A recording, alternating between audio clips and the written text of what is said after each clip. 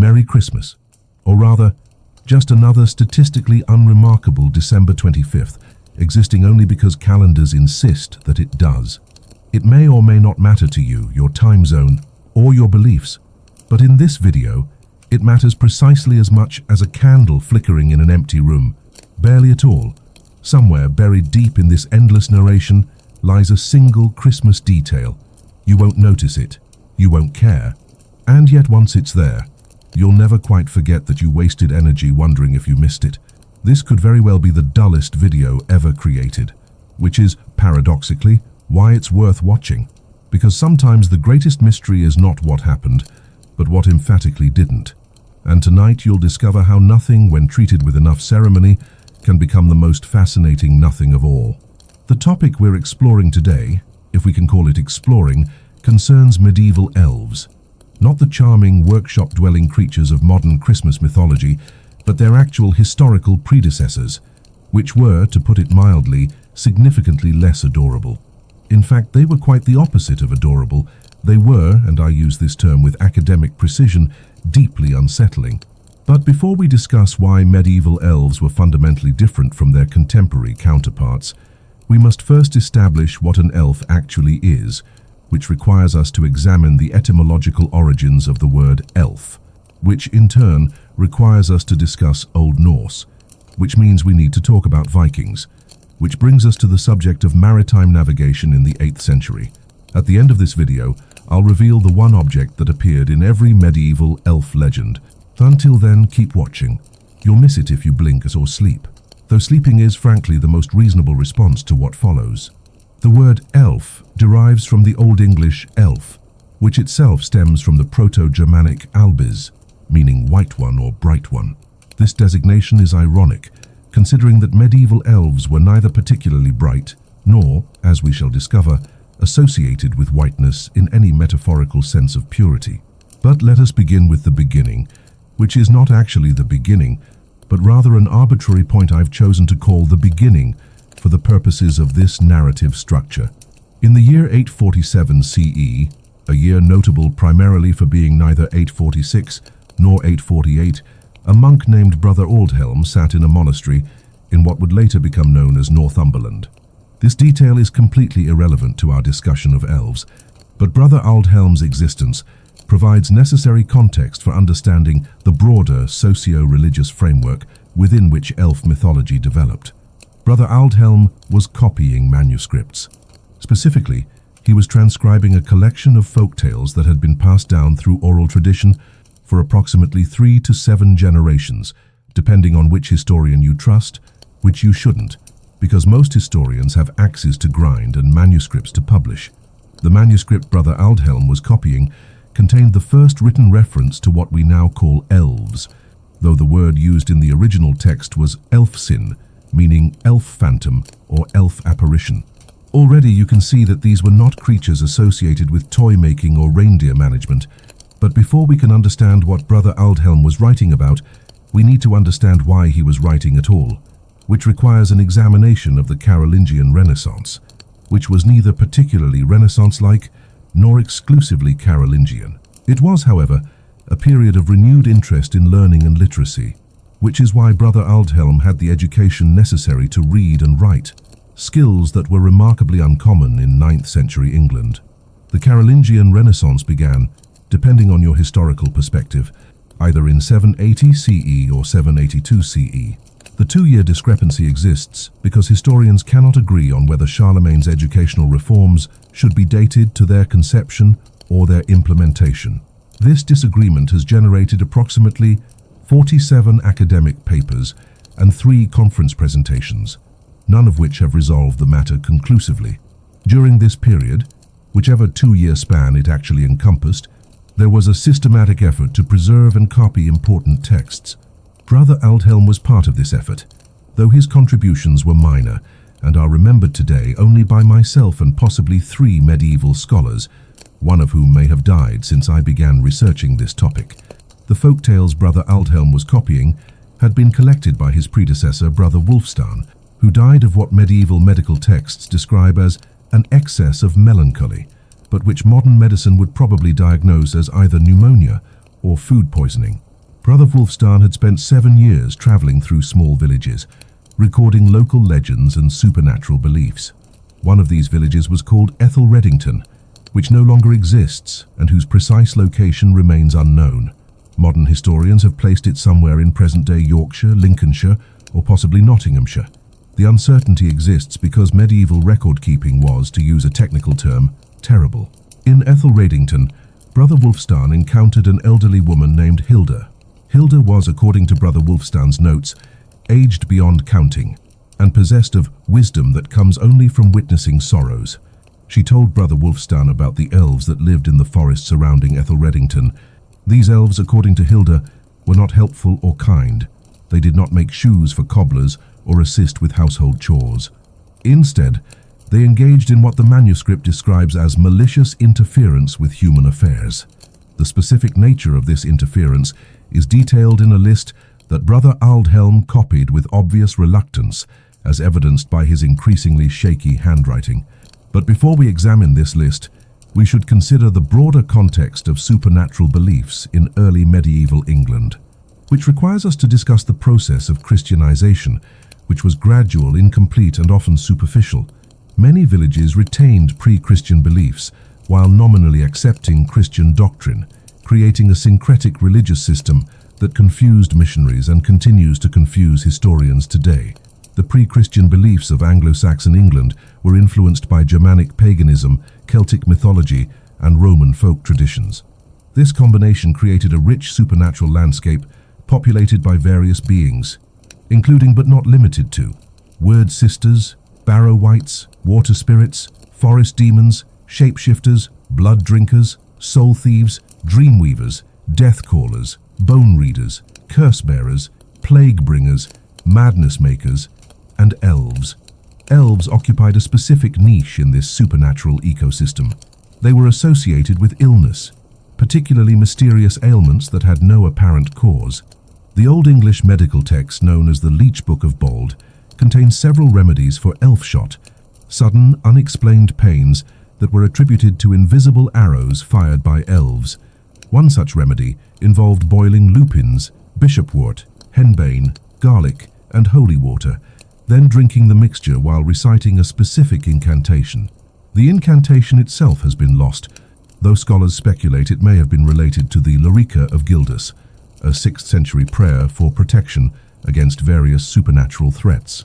The effectiveness of these remedies is not documented in surviving sources, which is probably for the best, considering that henbane is toxic, and the Leech Book's medical advice also included recommendations to drill holes in patients' skulls to release evil spirits. But let us return to Brother Aldhelm and his increasingly illegible handwriting as he copied Hilda's account of the Ethelredington elves. According to Hilda's testimony, these elves appeared primarily at twilight during what she called the grey time between day and night, when neither sun nor moon holds dominion over the sky. They were described as being roughly human in size and shape, but with several disturbing characteristics that distinguished them from ordinary people. Their eyes, Hilda reported, were like black water in deep wells, completely dark without visible irises or pupils. Their skin was described as the color of old parchment and had an unusual texture, being simultaneously rough and slippery, like touching a snake that had been rolled in sand. Most unsettling, according to Hilda's account, was their manner of movement. Elves did not walk in the conventional sense, but rather seemed to glide or drift, with their feet never quite touching the ground. They moved in complete silence, which allowed them to approach their victims undetected. And yes, I used the word victims deliberately, because medieval elves were not benevolent beings. They were predators. The list of their malicious activities, as recorded by Brother Aldhelm, includes causing milk to sour overnight, leaving families without sustenance for their children, tangling horses' manes into knots so complex that the animals had to be shaved completely, rendering them worthless for riding or farm work, stealing newborn livestock, particularly lambs and calves, which would disappear from locked barns without leaving any trace of forced entry. More disturbing were their interactions with humans. Elves were said to visit sleeping people and steal their breath, leaving victims with a persistent cough that could last for months. They would enter homes through keyholes or gaps in thatching and whisper lies into the ears of sleeping spouses, causing marital discord that could destroy entire families. Children were particularly vulnerable to elf interference. Healthy infants would suddenly develop mysterious illnesses characterized by constant crying, refusal to eat, and a peculiar blue tinge to their skin. Parents would often find their children's cribs surrounded by strange markings in the dirt, geometric patterns that made no sense to human eyes, but clearly held meaning for the elves. But perhaps most terrifying was the elves' ability to steal memories. Hilda described cases where village residents would wake up with no recollection of the previous day, or sometimes an entire week. These memory gaps were always preceded by sightings of elves in the area, leading to the conclusion that the creatures possessed some form of mind manipulation abilities. The village of Ethelredington developed elaborate protective measures against elf intrusion.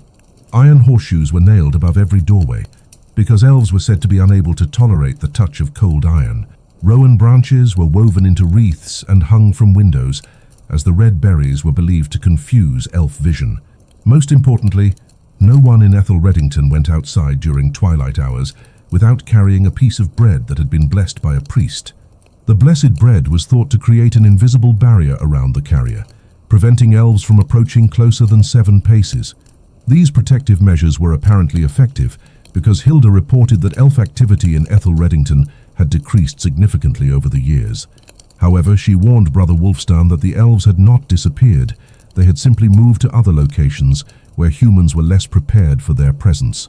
Brother Wulfstan dutifully recorded all of this information, along with similar accounts from 14 other villages. His complete manuscript contained over 200 pages of elf-related folklore, making it one of the most comprehensive collections of early medieval supernatural beliefs ever assembled.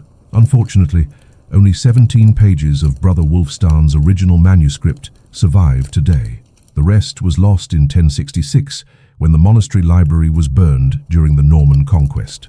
The surviving pages were preserved because Brother Aldhelm had been copying them at the time of the fire and managed to escape with his incomplete transcription. These 17 pages now reside in the British Library, where they are classified as Manuscript Additional 47673. They are written in a mixture of Latin and Old English, with occasional words in what appears to be Old Norse. The handwriting deteriorates noticeably toward the end, suggesting that Brother Aldhelm was either running out of time or becoming increasingly disturbed by the content he was copying. Modern scholars who have examined Manuscript Additional 47673 generally dismiss its contents as folklore and superstition, which is a reasonable academic position. However, they overlook the sociological significance of these beliefs in medieval communities. Whether or not elves actually existed is irrelevant. What matters is that people believed in them so strongly that they structured their daily lives around elf avoidance strategies. This brings us to a crucial point in our analysis: the function of elf mythology in medieval society. Elves served as explanations for unexplained phenomena: sudden illnesses, crop failures, missing objects, interpersonal conflicts, and psychological disturbances. In an era before scientific medicine, bacteriology, or psychology, attributing these problems to supernatural interference provided a framework for understanding and coping with life's uncertainties. But more than that, elf beliefs served as social control mechanisms. The prohibition against venturing outside during twilight hours effectively established a curfew that kept community members safe during dangerous times. The requirement to carry blessed bread ensured regular contact with religious authorities and reinforced Christian doctrine. The emphasis on protective rituals strengthened community bonds and shared identity. In other words, medieval elf mythology was not simply primitive superstition, but rather a sophisticated system of cultural regulation disguised as supernatural belief. This system was so effective that it persisted for centuries, evolving and adapting to changing social conditions while maintaining its essential structure. Which brings us to the next phase of elf evolution, the transformation from malevolent spirits to domesticated helpers. This transformation did not happen overnight, nor did it happen by accident. It was the result of deliberate cultural engineering by religious authorities, who recognized the power of existing beliefs and sought to redirect them toward more socially constructive purposes. The process began in the 12th century with the work of Abbot Geoffrey of St. Albans, a Benedictine monk who wrote extensively about Christian approaches to folk beliefs. Abbot Geoffrey argued that supernatural beings could be domesticated through prayer and ritual, transforming them from threats into allies. But before we can understand Abbot Geoffrey's contributions to elf domestication, we must first examine the broader context of 12th century monasticism, which requires us to discuss the Cluniac reforms, which began in the 10th century at the Abbey of Cluny in Burgundy. These reforms emphasized strict observance of the rule of Saint Benedict and had far-reaching effects on monastic practices throughout Europe. The Cluniac reforms were initially controversial because they challenged established monastic hierarchies and introduced new standards of spiritual discipline. Many monasteries resisted the changes, leading to conflicts that occasionally erupted into violence. The Chronicle of Hugh of Flavigny records at least 12 instances of monks physically attacking reform-minded abbots, though it's possible that Hugh was exaggerating for dramatic effect. One monastery that embraced the Cluniac reforms was St. Alban's Abbey, which was reformed in 1077 under Abbot Paul of Caen. Abbot Paul implemented strict new rules governing prayer schedules, dietary restrictions, and interactions with secular authorities. He also established a scriptorium, where monks could copy manuscripts and conduct scholarly research. It was in this scriptorium that Abbot Geoffrey began his work on supernatural beliefs, approximately 40 years after Abbot Paul's reforms had taken hold. Abbot Geoffrey had access to one of the most comprehensive libraries in medieval England, including manuscripts that had been rescued from other monasteries during the Norman conquest. Among these rescued manuscripts was Brother Aldhelm's incomplete copy of Brother Wulfstan's elf research. Abbot Geoffrey studied this document carefully and concluded that elf beliefs could be redirected toward Christian purposes if properly managed. His solution was brilliant in its simplicity. Instead of denying the existence of elves, he proposed that they could be converted to Christianity, just like human pagans. This conversion would transform them from malevolent spirits into helpful servants of God, who could assist Christian families with their daily tasks. Abbot Geoffrey wrote a treatise titled De Domesticatione Spirituum, on the domestication of spirits, which outlined specific procedures for converting elves to Christianity. The treatise included prayers, rituals, and behavioral guidelines designed to attract friendly elves while discouraging hostile ones. The key innovation in Abbot Geoffrey's system was the concept of contractual relationships between humans and elves. Just as feudal lords entered into binding agreements with their vassals, Christian families could establish formal arrangements with converted elves. The elves would provide household assistance in exchange for regular offerings of food, drink, and prayers. This contractual framework appealed to medieval legal sensibilities and provided a familiar structure for managing supernatural relationships. More importantly, it shifted the focus of elf interactions from fear-based avoidance to positive engagement, which had significant psychological benefits for medieval communities. Abbot Geoffrey's ideas spread rapidly through the monastic network, reaching other Benedictine houses within a decade. By the early 13th century, Christian elf domestication had become an accepted practice in many parts of Europe, though regional variations in implementation led to considerable diversity in elf-human relationships. In Scandinavia, for example, domesticated elves were primarily associated with seasonal festivals and agricultural cycles. Scandinavian families would leave offerings of porridge and ale for elves during winter solstice celebrations, asking for protection during the long, dark months ahead. Germanic traditions emphasized the elves' role as household helpers, particularly in tasks involving fire and metalworking. German elves were said to assist blacksmiths, bakers, and brewers, improving the quality of their products in exchange for respectful treatment and regular offerings. Celtic regions developed more complex elf hierarchies, with different types of elves specializing in different forms of assistance.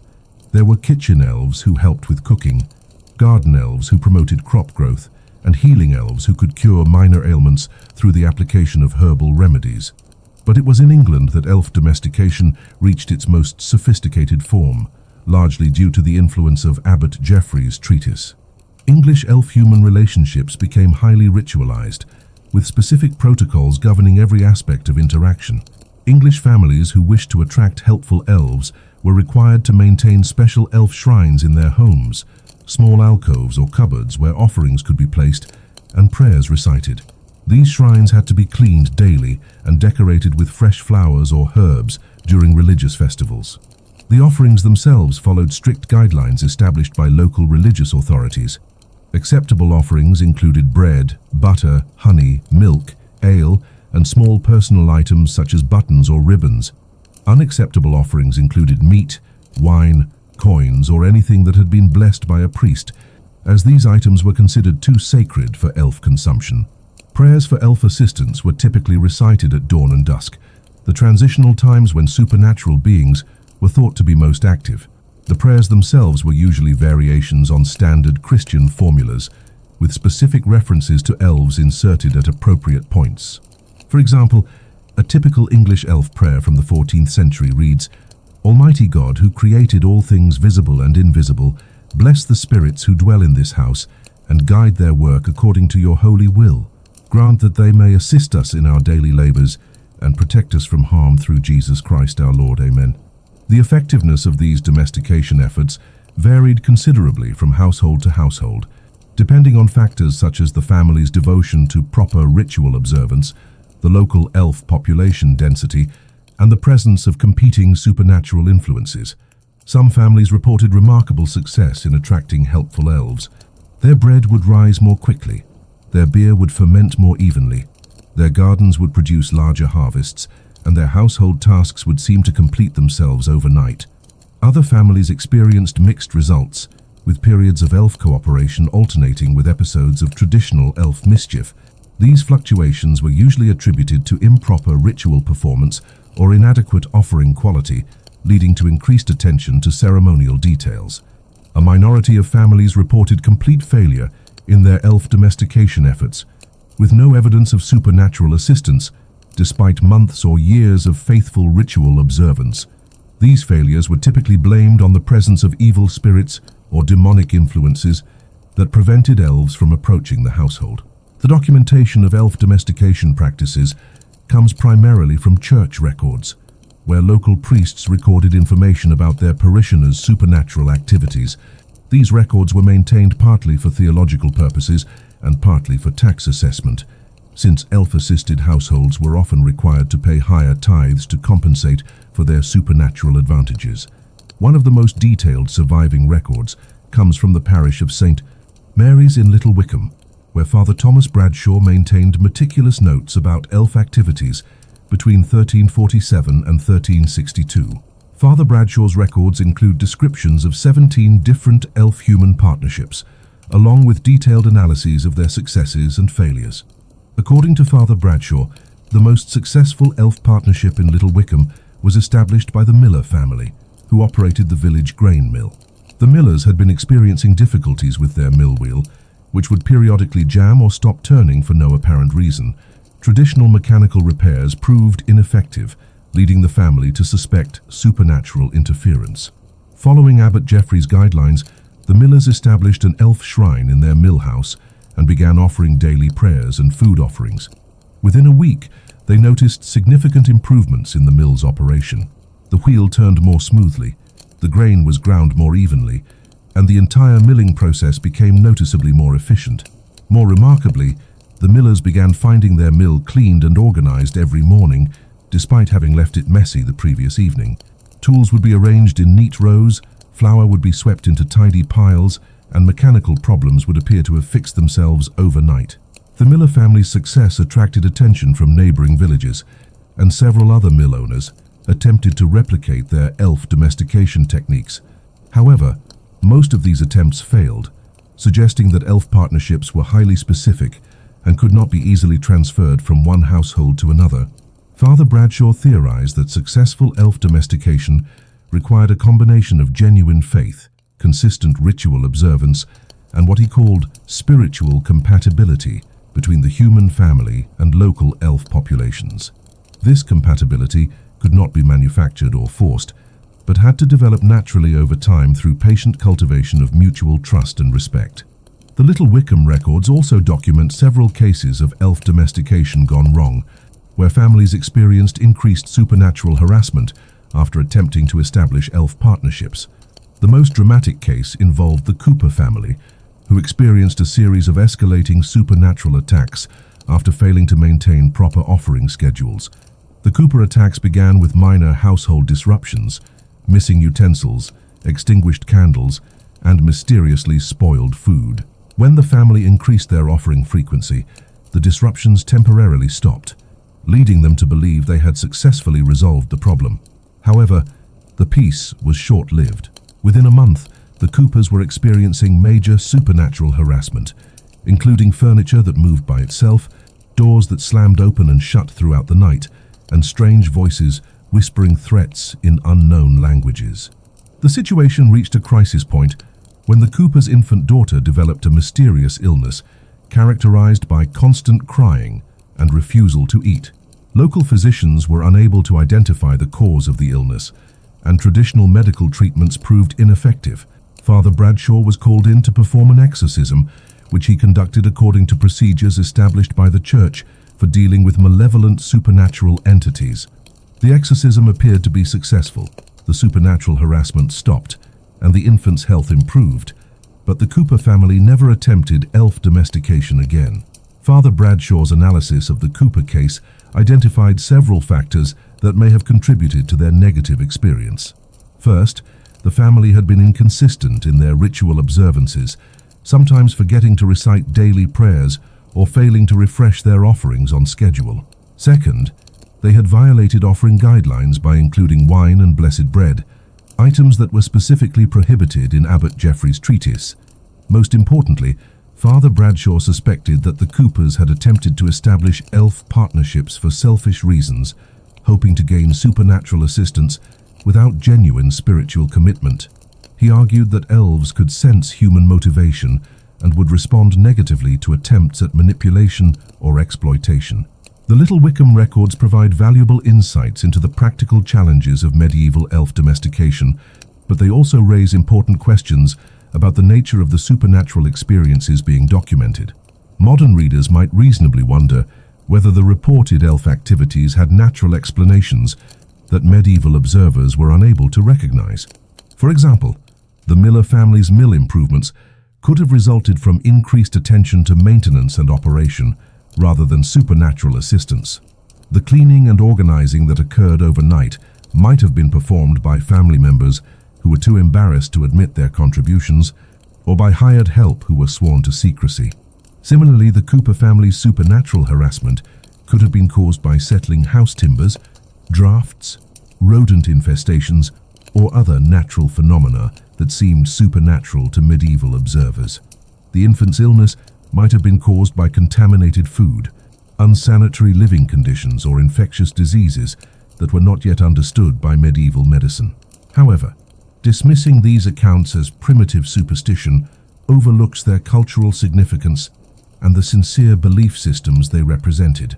Whether or not elves actually existed, medieval people structured their lives around elf-related practices that provided psychological comfort, social cohesion, and practical benefits. The elf domestication movement represented a sophisticated attempt to harness existing supernatural beliefs for constructive social purposes. Instead of simply condemning folk traditions as pagan superstition, church authorities developed frameworks for incorporating them into Christian practice, creating syncretic religious systems that satisfied both institutional and popular needs. This approach was remarkably successful in maintaining social stability during periods of rapid change and uncertainty. The Black Death, the 100 Years' War, and various other medieval crises might have completely disrupted traditional belief systems, but elf domestication provided continuity and meaning that helped communities cope with chaos and loss. The success of elf domestication also laid the groundwork for later developments in Christmas mythology, though this connection would not become apparent until several centuries later. The transformation of malevolent supernatural beings into helpful household spirits established conceptual precedents that would eventually influence the development of modern Christmas elf imagery. But before we can trace this evolutionary process, we must first examine the decline of medieval elf beliefs and the factors that contributed to their eventual transformation into the cheerful, toy-making creatures of contemporary Christmas mythology. The decline began in the late 14th century, coinciding with broader social and intellectual changes that collectively constituted the early Renaissance. Increased literacy, growing urbanization, and expanding trade networks exposed medieval communities to new ideas and perspectives that challenged traditional supernatural beliefs. More specifically, the development of mechanical clocks in the 14th century fundamentally altered medieval perceptions of time and causality. Before mechanical timekeeping, daily life was structured around natural rhythms, sunrise, sunset, seasons, and weather patterns that seemed inherently supernatural. The regular chiming of church bells and town clocks introduced artificial temporal frameworks that emphasized human control over natural processes. This shift from natural to artificial timekeeping had profound implications for supernatural beliefs. Phenomena that had previously seemed mysterious and uncontrollable began to appear more predictable and manageable. The careful scheduling required by elf domestication practices became less relevant in a world where human activities were increasingly regulated by mechanical precision rather than supernatural timing. Simultaneously, improvements in medical knowledge reduced the need for supernatural explanations of illness and healing. The establishment of universities with formal medical curricula produced physicians who could provide rational explanations for conditions that had previously been attributed to elf interference. The introduction of eyeglasses in the 13th century and their widespread adoption in the 14th century also contributed to supernatural decline. Better vision allowed people to see details that had previously been obscured, reducing the likelihood of mistaking natural phenomena for supernatural activity. Perhaps most importantly, the invention of the printing press in the 15th century democratized access to information and standardized knowledge in ways that undermined local folk traditions. Printed books provided authoritative accounts of various subjects, creating universal reference standards that conflicted with regional variations in supernatural belief. The first printed treatise specifically addressing elf mythology was published in Nuremberg in 1487 by Johann Weyer, a German physician and scholar. Weyer's work, titled De Praestigiis Dæmonum, on the illusions of demons, argued that elf experiences were actually symptoms of mental illness rather than genuine supernatural encounters. Weyer's psychological interpretation of elf phenomena was revolutionary for its time and influenced subsequent scholarly approaches to folk beliefs. However, his work was not widely distributed outside academic circles and had little immediate impact on popular elf practices. More influential was the work of Heinrich Kramer, whose Malleus Maleficarum, Hammer of Witches, published in 1486, categorized elves as a form of demonic deception. Kramer argued that apparent elf assistance was actually demonic temptation designed to lure Christians away from proper religious observance. The Malleus Maleficarum was widely distributed and became one of the most influential books of the late medieval period. Its condemnation of elf domestication practices contributed to a broader campaign against folk magic and supernatural beliefs that characterized the early modern period. By the 16th century, elf domestication had been officially banned by most European churches, and practitioners faced potential charges of witchcraft or heresy. This persecution drove elf practices underground, where they continued to exist in modified forms, but lost much of their social legitimacy and cultural influence. The underground persistence of elf beliefs created conditions for their eventual transformation into more benign forms. Separated from institutional religious frameworks, elf mythology became more flexible and adaptable, incorporating elements from other folk traditions and responding to changing social needs. In particular, the association between elves and Christmas began to develop during this underground period, as practitioners sought safer contexts for maintaining supernatural traditions. Christmas celebrations provided cover for elf-related activities, since the religious holiday already incorporated numerous folk elements that church authorities were reluctant to suppress entirely. The process was gradual and varied significantly by region, but by the 17th century, many European communities had developed Christmas traditions that included references to helpful household spirits who assisted with holiday preparations. These spirits retained some characteristics of traditional elves, but were increasingly portrayed as benevolent and cheerful rather than dangerous and unpredictable. The transformation accelerated during the 18th century, when Enlightenment rationalism further undermined belief in traditional supernatural phenomena, while simultaneously creating nostalgic interest in folk traditions as cultural artifacts. Educated Europeans began collecting and publishing folk tales, including elf stories, but presented them as entertainment rather than religious doctrine. This folkloric approach allowed elf imagery to evolve freely, unconstrained by theological concerns or ritual requirements. Writers and illustrators could modify elf characteristics to suit their artistic purposes, gradually creating the sanitized, commercialized elf imagery that would eventually become associated with Christmas mythology. The crucial development occurred in 19th century Germany, where Romantic writers and artists created idealized versions of traditional folk figures, including elves. German Christmas markets began featuring elf-themed decorations and toys, establishing commercial associations that would prove enormously influential in shaping modern Christmas imagery. The German innovations were imported to North America by German immigrants, where they combined with other European Christmas traditions to create the distinctly American version of Christmas mythology that features elves as Santa Claus's workshop assistants. But this brings us far beyond the medieval period that is our primary focus.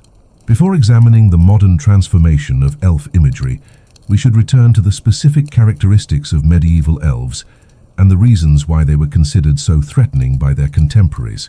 Actually, let me pause here to address something that may have occurred to you. If you're still watching this video, you've been listening to discussions of medieval elf mythology for approximately 37 minutes. This is longer than most people spend thinking about elves in their entire lives. Yet you're still here. Why? It's possible that you find medieval history genuinely fascinating, in which case you have my respect and sympathy in equal measure. It's more likely that you're experiencing the hypnotic effect of detailed, systematic exposition, the intellectual equivalent of white noise that occupies your conscious mind while allowing your subconscious to relax. Or perhaps you're waiting for me to reach the point. The problem is that there isn't really a point, at least not in the conventional sense. The point, if there is one, is the accumulation of detail itself, the gradual construction of a comprehensive understanding that serves no practical purpose, but satisfies some deep human need for complete knowledge. In any case, if you've made it this far, you clearly need a hobby. Consider subscribing, though I should warn you that doing so will expose you to more content of similar quality and relevance. Now, where were we? Ah yes, the specific characteristics that made medieval elves so terrifying to their contemporaries. The physical description of medieval elves varies considerably across different sources, but certain characteristics appear with sufficient frequency to suggest either genuine consistency or remarkably similar collective hallucinations. Given that collective hallucinations are historically rare and usually associated with specific triggering events like famines or eclipses, the consistency of elf descriptions probably reflects actual encounters with something. What that something was remains a matter of scholarly debate, though most modern academics prefer to avoid the question entirely rather than risk their professional credibility by speculating about supernatural entities. Brother Aldhelm's manuscript provides the most detailed physical description of elves available in medieval sources. According to his transcription of Hilda's account, elves stood approximately 5.5 feet tall, slightly shorter than average humans of the period, but not dramatically so. Their proportions were described as nearly human, but somehow wrong in ways that make the eye uncomfortable. The wrongness began with their limbs, which were said to be too long relative to their torsos. Their arms extended nearly to their knees when standing upright, and their fingers were described as being the length of a man's thumb, but thin as reeds. These elongated digits were apparently quite strong, capable of gripping objects with sufficient force to leave permanent indentations in wood or soft stone. Their legs showed similar disproportion, being long enough to create an awkward stork-like appearance when walking. However, as previously mentioned, elves rarely walked in the conventional sense, preferring to glide or float just above ground level. This mode of locomotion may have been an adaptation to their unusual leg length, or it may have served some other purpose related to their supernatural nature. The elf head was proportionally larger than a human head, with an elongated skull that suggested either natural variation or deliberate modification through binding or pressure application. Medieval sources do not speculate about the reasons for this cranial enlargement, but modern readers might reasonably wonder whether it accommodated a larger brain or simply served aesthetic purposes. Elf facial features departed significantly from human norms in several disturbing ways. Their eyes, as previously mentioned, were completely black, not dark brown or deep blue, but actually black, like holes leading into infinite depth. Multiple witnesses described the unsettling experience of looking into elf eyes and being unable to detect any reflection or sign of internal structure. The nose was described as sharp as a blade and significantly longer than human noses, extending nearly to the level of the mouth. This elongation may have served functional purposes, perhaps enhancing the elves' sense of smell, or it may have been purely aesthetic, reflecting different standards of beauty in elf culture. Most disturbing were the teeth, which were invariably described as being perfectly white, perfectly straight, and perfectly sharp. Medieval witnesses consistently reported that elf teeth resembled those of predatory animals. Pointed canines, razor-sharp incisors, and molars designed for tearing rather than grinding. This dental configuration was particularly unsettling to medieval observers because it suggested a carnivorous diet, which conflicted with the elves' apparent lack of interest in hunting or consuming normal food. The discrepancy raised disturbing questions about what elves actually ate, questions that most witnesses preferred not to pursue too deeply. The skin of medieval elves presented another source of unease. As mentioned previously, it was described as having the color and texture of old parchment, yellowish, rough, and somehow slippery at the same time. Several sources mention that elf skin felt cold to the touch, even during summer months, and seemed to absorb heat from anything that came into contact with it. More peculiar was the skin's apparent luminescence in darkness. Multiple witnesses reported that elves glowed with a faint, sickly light that was barely visible but unmistakably present. This bioluminescence was described as being similar to the glow of rotting wood or phosphorescent fungi, suggesting decay rather than vitality. The clothing worn by medieval elves reflected their otherworldly nature and their apparent indifference to human fashion sensibilities. Most sources describe elves as wearing long, loose garments that resembled monastic robes but were made from materials that no human could identify. These garments appeared to be woven from something that looked like cloth but behaved like liquid, flowing and shifting in ways that defied normal textile properties. The fabric made no sound when the elves moved, contributing to their ability to approach victims silently. The color of elf clothing was consistently described as gray, but not any gray that existed in the human visual spectrum. Witnesses struggled to articulate the exact shade, using phrases like the gray of forgotten dreams or the gray of winter morning before dawn. This linguistic inadequacy suggests that elf clothing may have reflected light frequencies that human eyes could barely perceive. Elf garments never appeared dirty or worn, despite the creatures' apparent age and their activities in natural environments. This cleanliness was particularly notable because medieval humans struggled constantly with clothing maintenance, making the elves' perpetually pristine appearance both impressive and suspicious. The accessories worn by elves were minimal but significant. Most carried thin, curved blades that resembled sickles but were too small for agricultural use. These weapons were apparently made from the same unknown material as their clothing, possessing a similar liquid-like quality that made them appear to shift and flow even when held motionless.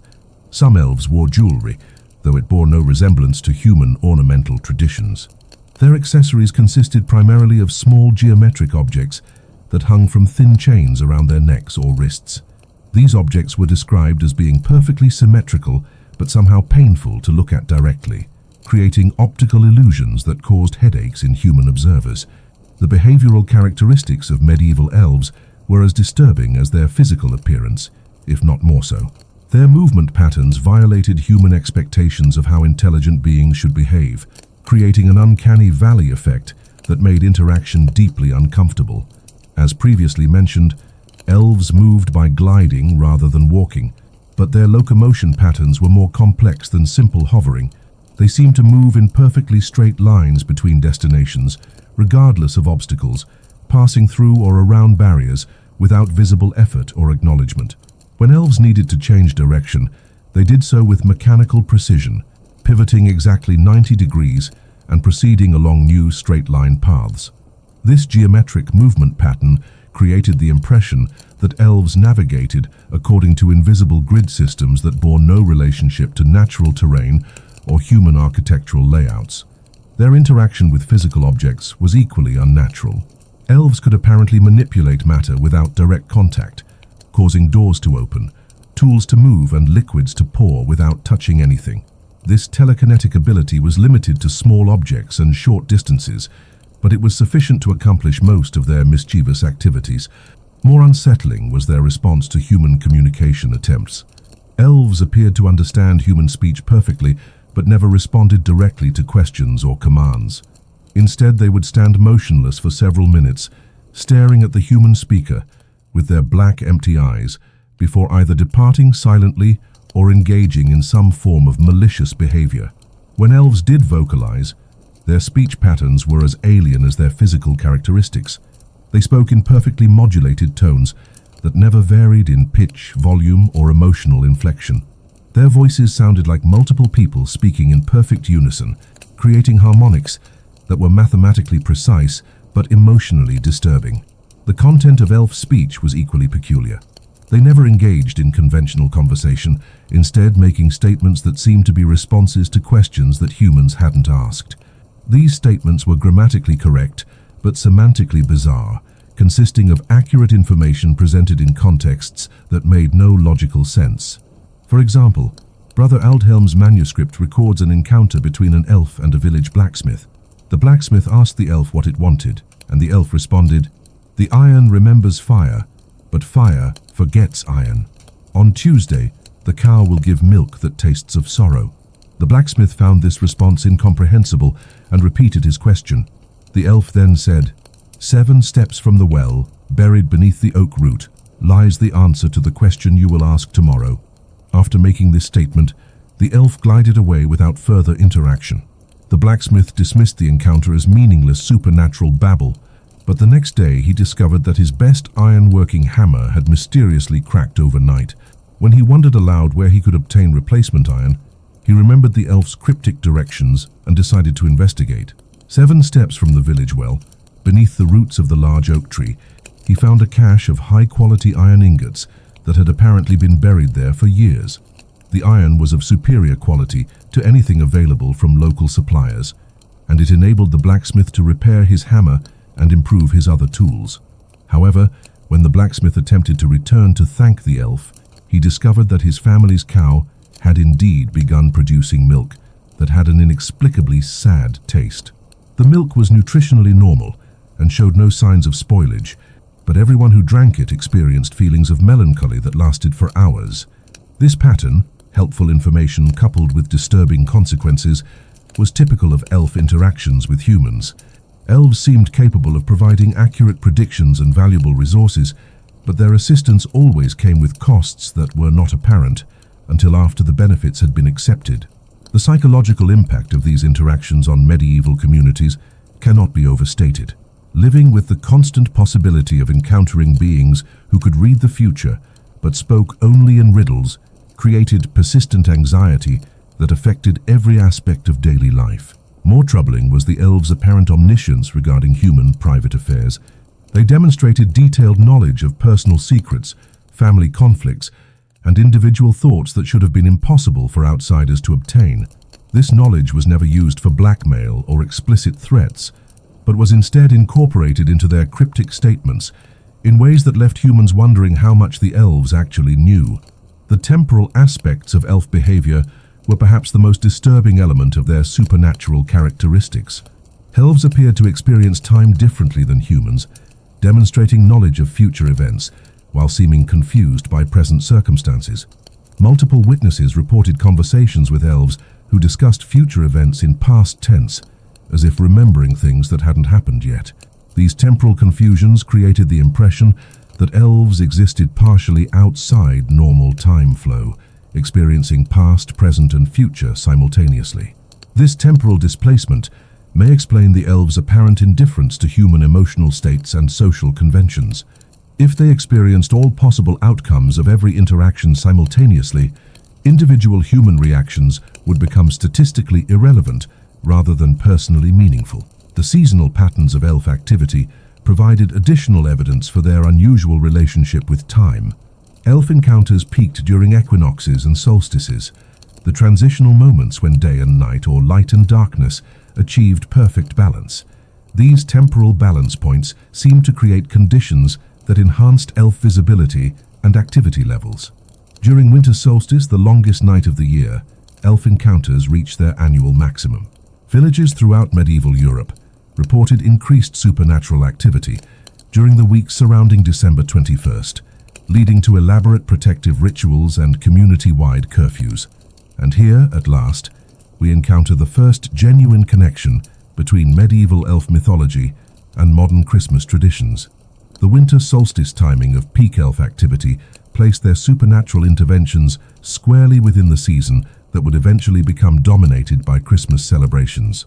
However, this connection would not become culturally significant for several more centuries. Medieval Christmas was primarily a religious observance focused on the birth of Jesus Christ, with limited incorporation of folk traditions or supernatural elements. The gradual integration of elf imagery into Christmas mythology required intermediate steps that transformed their malevolent characteristics into benevolent ones, a process that began with the church-sponsored elf domestication movement discussed earlier. But before we can trace this transformation, we must first examine the specific mechanisms by which medieval elves caused harm to human communities. Understanding their methods of supernatural interference provides crucial context for appreciating why their eventual domestication was considered such a remarkable achievement. The primary weapon in the medieval elf arsenal was their ability to cause elf shot, sudden inexplicable pains that struck without warning and resisted conventional medical treatment. Elf shot could affect any part of the human body, but was most commonly reported in the chest, head, and joints. The pain of elf shot was described as feeling like being pierced by invisible arrows or needles. Victims experienced sharp, stabbing sensations that seemed to come from inside their bodies rather than from external injuries. The pain could last anywhere from a few minutes to several months, depending on factors that medieval medicine could not identify. Modern medical historians have suggested various explanations for elf shot phenomena, including psychosomatic pain, arthritis, neuralgia, and various infectious diseases. However, these rational explanations fail to account for the consistent timing and circumstances of elf shot attacks, which were invariably preceded by elf sightings in the affected areas. More puzzling was the apparent selectivity of elf shot targeting. Not everyone who encountered elves experienced subsequent pain, and not everyone who experienced unexplained pain had reported elf encounters. The criteria elves used for selecting victims remained mysterious throughout the medieval period. Some scholars have suggested that elf shot was actually a form of psychic attack, a supernatural assault on the victim's mental and emotional state that manifested as physical pain. This interpretation is supported by the frequent correlation between elf shot and psychological disturbances such as depression, anxiety, and persistent nightmares. Victims of elf shot often reported feeling watched, even when alone, as if invisible eyes were constantly observing their activities. This paranoid sensation could persist for months after the initial pain had subsided, creating long-term psychological trauma that affected the victim's ability to function normally in their community. The social impact of elf shot extended beyond the immediate victims to their families and neighbors. Medieval communities were small and tightly interconnected, so one person's supernatural affliction affected everyone's sense of security and well-being. When elf shot cases occurred in clusters, which happened frequently, entire villages could become paralyzed by fear and suspicion. Normal social interactions became strained as people wondered who might be next and whether certain individuals might be somehow attracting elf attention. These community-wide anxiety episodes often triggered secondary supernatural phenomena, including reported sightings of other threatening entities, unexplained fires, missing livestock, and various omens and portents. The psychological contagion effect of supernatural fear could transform isolated elf encounters into community-wide supernatural crises. The medical treatments available for elf shot were largely ineffective by modern standards, but they provided psychological comfort and social structure that helped communities cope with supernatural threats. The most common treatment involved burning specific herbs while reciting protective prayers, creating aromatic smoke that was believed to drive away lingering elf influences. Herbal remedies for elf shot typically included combinations of garlic, rowan berries, St. John's wort, vervain, and iron filings. These ingredients were either consumed as teas or incorporated into poultices applied directly to the affected areas. The effectiveness of these treatments was probably due to their psychological, rather than pharmacological properties. More elaborate treatments involved ritual purification of the victim and their living space, including the burning of blessed candles, sprinkling of holy water, and recitation of exorcism prayers. These procedures were time-consuming and expensive, but they provided visible evidence that action was being taken to address the supernatural threat. The most extreme cases of elf shot required intervention by specialized religious authorities who possessed advanced knowledge of supernatural healing techniques. These specialists were rare and expensive, limiting their availability to wealthy families or cases that threatened entire communities. The scarcity of qualified supernatural healers created opportunities for fraudulent practitioners who claimed to possess elf-fighting abilities but actually relied on theatrical effects and psychological manipulation. These charlatans often caused more harm than good, taking payment for ineffective treatments while genuine supernatural threats continued unchecked. The proliferation of fraudulent elf healers contributed to growing skepticism about supernatural phenomena in general, laying groundwork for the rational skepticism that would eventually undermine medieval elf beliefs entirely. But supernatural healing wasn't the only industry that developed around medieval elf encounters.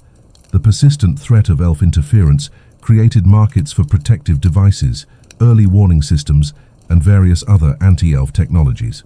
The most common protective device was cold iron, which was incorporated into jewelry, tools, and architectural elements throughout medieval Europe. Iron horseshoes nailed above doorways became standard household protection, while iron crosses worn as pendants provided personal defense against elf attack. The effectiveness of iron protection was widely accepted, but poorly understood.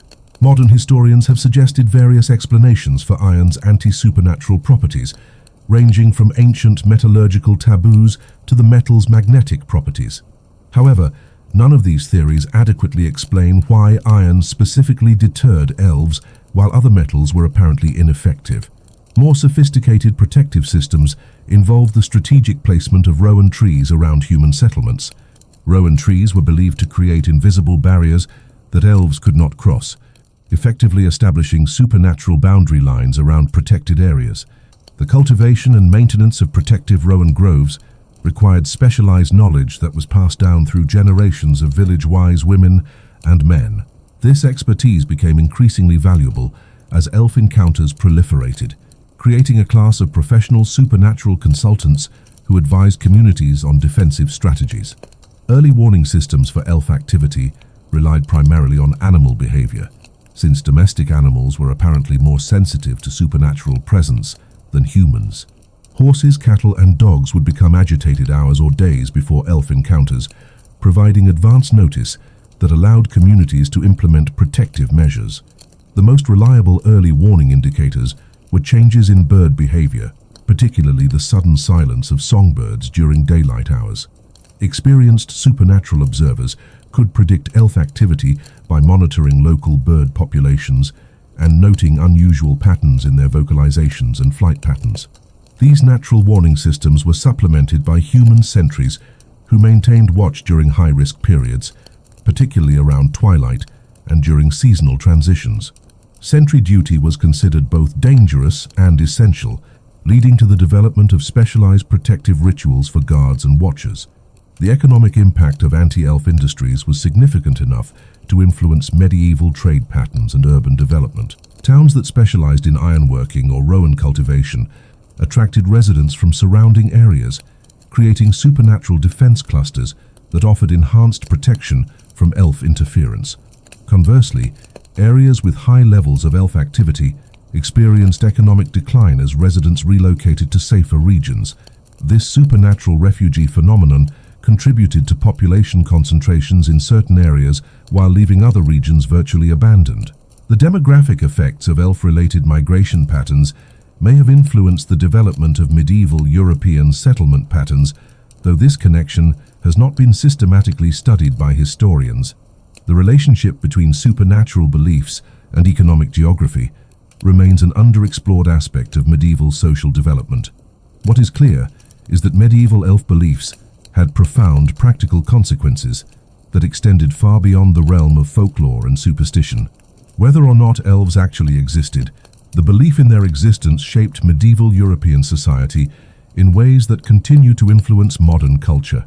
This brings us to a crucial point in our analysis: the distinction between the reality of supernatural phenomena and the reality of supernatural beliefs. Modern academic discourse tends to focus exclusively on the latter, treating elf beliefs as cultural artifacts rather than potential encounters with actual non-human entities. This approach is methodologically sound and professionally safe, but it may miss important aspects of the historical record. The consistency and specificity of medieval elf descriptions across different regions and time periods suggest either remarkably similar collective delusions or genuine encounters with something. Whatever that something was, whether supernatural entities, misidentified natural phenomena, or complex psychological projections, it generated behavioral responses that had measurable impacts on medieval European society. The economic, social, and cultural consequences of elf beliefs were real regardless of their ontological status.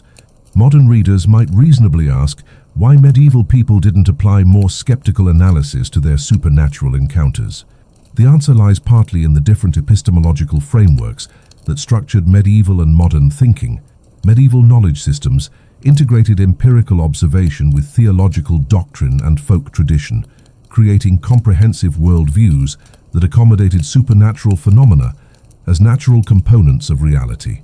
Questioning the existence of elves would have required questioning the entire conceptual framework that made medieval life comprehensible.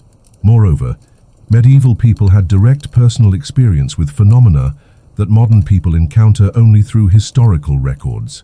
It's easy to dismiss elf beliefs as superstition when reading about them in academic texts, but it would have been much more difficult to maintain skepticism while personally experiencing unexplained pains, mysterious animal behavior, and other phenomena associated with elf activity. The cumulative weight of consistent testimony from trusted community members would have created compelling evidence for supernatural phenomena, even for individuals who were naturally skeptical. In small, closely knit medieval communities, collective validation of supernatural experiences would have been difficult to dismiss as mass delusion. Furthermore, the practical effectiveness of anti-elf measures would have provided empirical support for elf beliefs. If iron horseshoes actually reduced unexplained illness rates, if rowan trees actually correlated with decreased supernatural activity, then the underlying theoretical framework would have seemed validated by experimental results. Modern explanations for these correlations might focus on psychological factors, statistical coincidences, or environmental variables that medieval observers couldn't recognize. But from the medieval perspective, the most parsimonious explanation was that anti-elf measures worked because elves were real and responded predictably to specific deterrents. The scientific revolution that eventually undermined medieval supernatural beliefs didn't occur because people suddenly became smarter or more rational. It occurred because new technological capabilities and institutional structures made alternative explanatory frameworks more powerful and useful than traditional ones. The development of mechanical precision instruments, systematic experimental methodology, and mathematical modeling techniques created new ways of understanding natural phenomena that didn't require supernatural hypotheses. But these advances took centuries to develop and were initially available only to small educated elites. For most of medieval European society, elf beliefs provided the best available explanations for otherwise inexplicable phenomena. Dismissing these beliefs as primitive ignorance overlooks their functional effectiveness within their original cultural contexts. This historical perspective is particularly relevant when examining the transformation of malevolent medieval elves into the benevolent Christmas helpers of modern mythology. The change didn't occur because people discovered that elves weren't real, but because they found ways to redirect elf behavior toward more constructive purposes. The elf domestication movement represented a sophisticated form of supernatural technology, a systematic approach to managing non-human intelligences for human benefit. Whether the elves being domesticated were actual supernatural entities or psychological projections, the domestication techniques achieved measurable improvements in community well-being and social stability. The success of elf domestication validated the underlying assumption that supernatural entities could be influenced through appropriate ritual and behavioral modifications. This validation created conceptual precedents for later developments in Christmas elf mythology, which retained the assumption of elf responsiveness to human behavior while modifying the specific mechanisms of interaction. But I'm getting ahead of myself again. Before we can examine the transformation process, we need to understand more about the specific techniques used in medieval elf domestication and the reasons why these techniques were effective. The domestication process began with careful observation of local elf behavior patterns, including their preferred locations, activity schedules, and apparent interests. This intelligence-gathering phase was crucial for developing targeted approaches that appealed to specific elf populations. Different elf communities exhibited different behavioral characteristics, requiring customized domestication strategies. Urban elves, for example, showed more interest in metalworking and mechanical devices, while rural elves focused primarily on agricultural and animal husbandry activities. The initial contact phase of domestication involved leaving appropriate offerings in locations where elves had been observed. These offerings were designed to demonstrate respect and good intentions, while avoiding actions that might be interpreted as threats or attempts at control. Successful first contact typically required weeks or months of consistent offering behavior before elves began to respond positively. During this period, human families had to maintain perfect ritual discipline while showing no signs of impatience or disappointment. The gradual establishment of trust between humans and elves created opportunities for more complex interactions, including the negotiation of specific service agreements. These negotiations were conducted through symbolic communications rather than direct verbal exchanges, requiring considerable skill in interpreting elf behavioral signals. Advanced practitioners of elf domestication developed sophisticated protocols for maintaining long-term partnerships, including scheduled rituals, seasonal offerings, and conflict resolution procedures. The most successful domestication programs created stable relationships that lasted for generations, with knowledge and responsibilities passed down within families. But we're approaching the limits of what can be documented from surviving medieval sources. The detailed records of elf domestication practices were typically maintained by the families and communities involved, and most of these private documents were lost during the various conflicts and social upheavals that characterized the end of the medieval period. What survived were primarily the official church records that documented the regulation and eventual suppression of elf domestication practices. These records provide valuable information about the institutional response to supernatural beliefs, but they offer limited insight into the practical details of human-elf relationships. The gap between official documentation and actual practice creates significant challenges for modern historians attempting to reconstruct medieval supernatural culture. We know that elf domestication was widespread and influential, but we have limited access to the specific techniques and experiences that made it effective. This documentation gap becomes even more problematic when we try to trace the evolution from medieval elf domestication to modern Christmas elf imagery. The intermediate steps in this transformation process occurred primarily in folk culture rather than institutional settings, leaving minimal written records. What we can say with confidence is that the transformation was gradual and involved significant modifications to both elf characteristics and human expectations. The process took several centuries and was influenced by broader changes in European culture, including the Protestant Reformation, the Renaissance, the Scientific Revolution, and the emergence of modern capitalism. Each of these historical developments contributed to the modification of elf mythology in ways that eventually produced the cheerful, industrious Christmas elves of contemporary culture.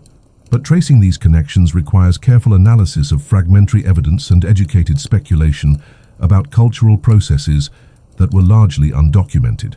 Before we attempt this analysis, however, we should pause to consider our progress through this presentation.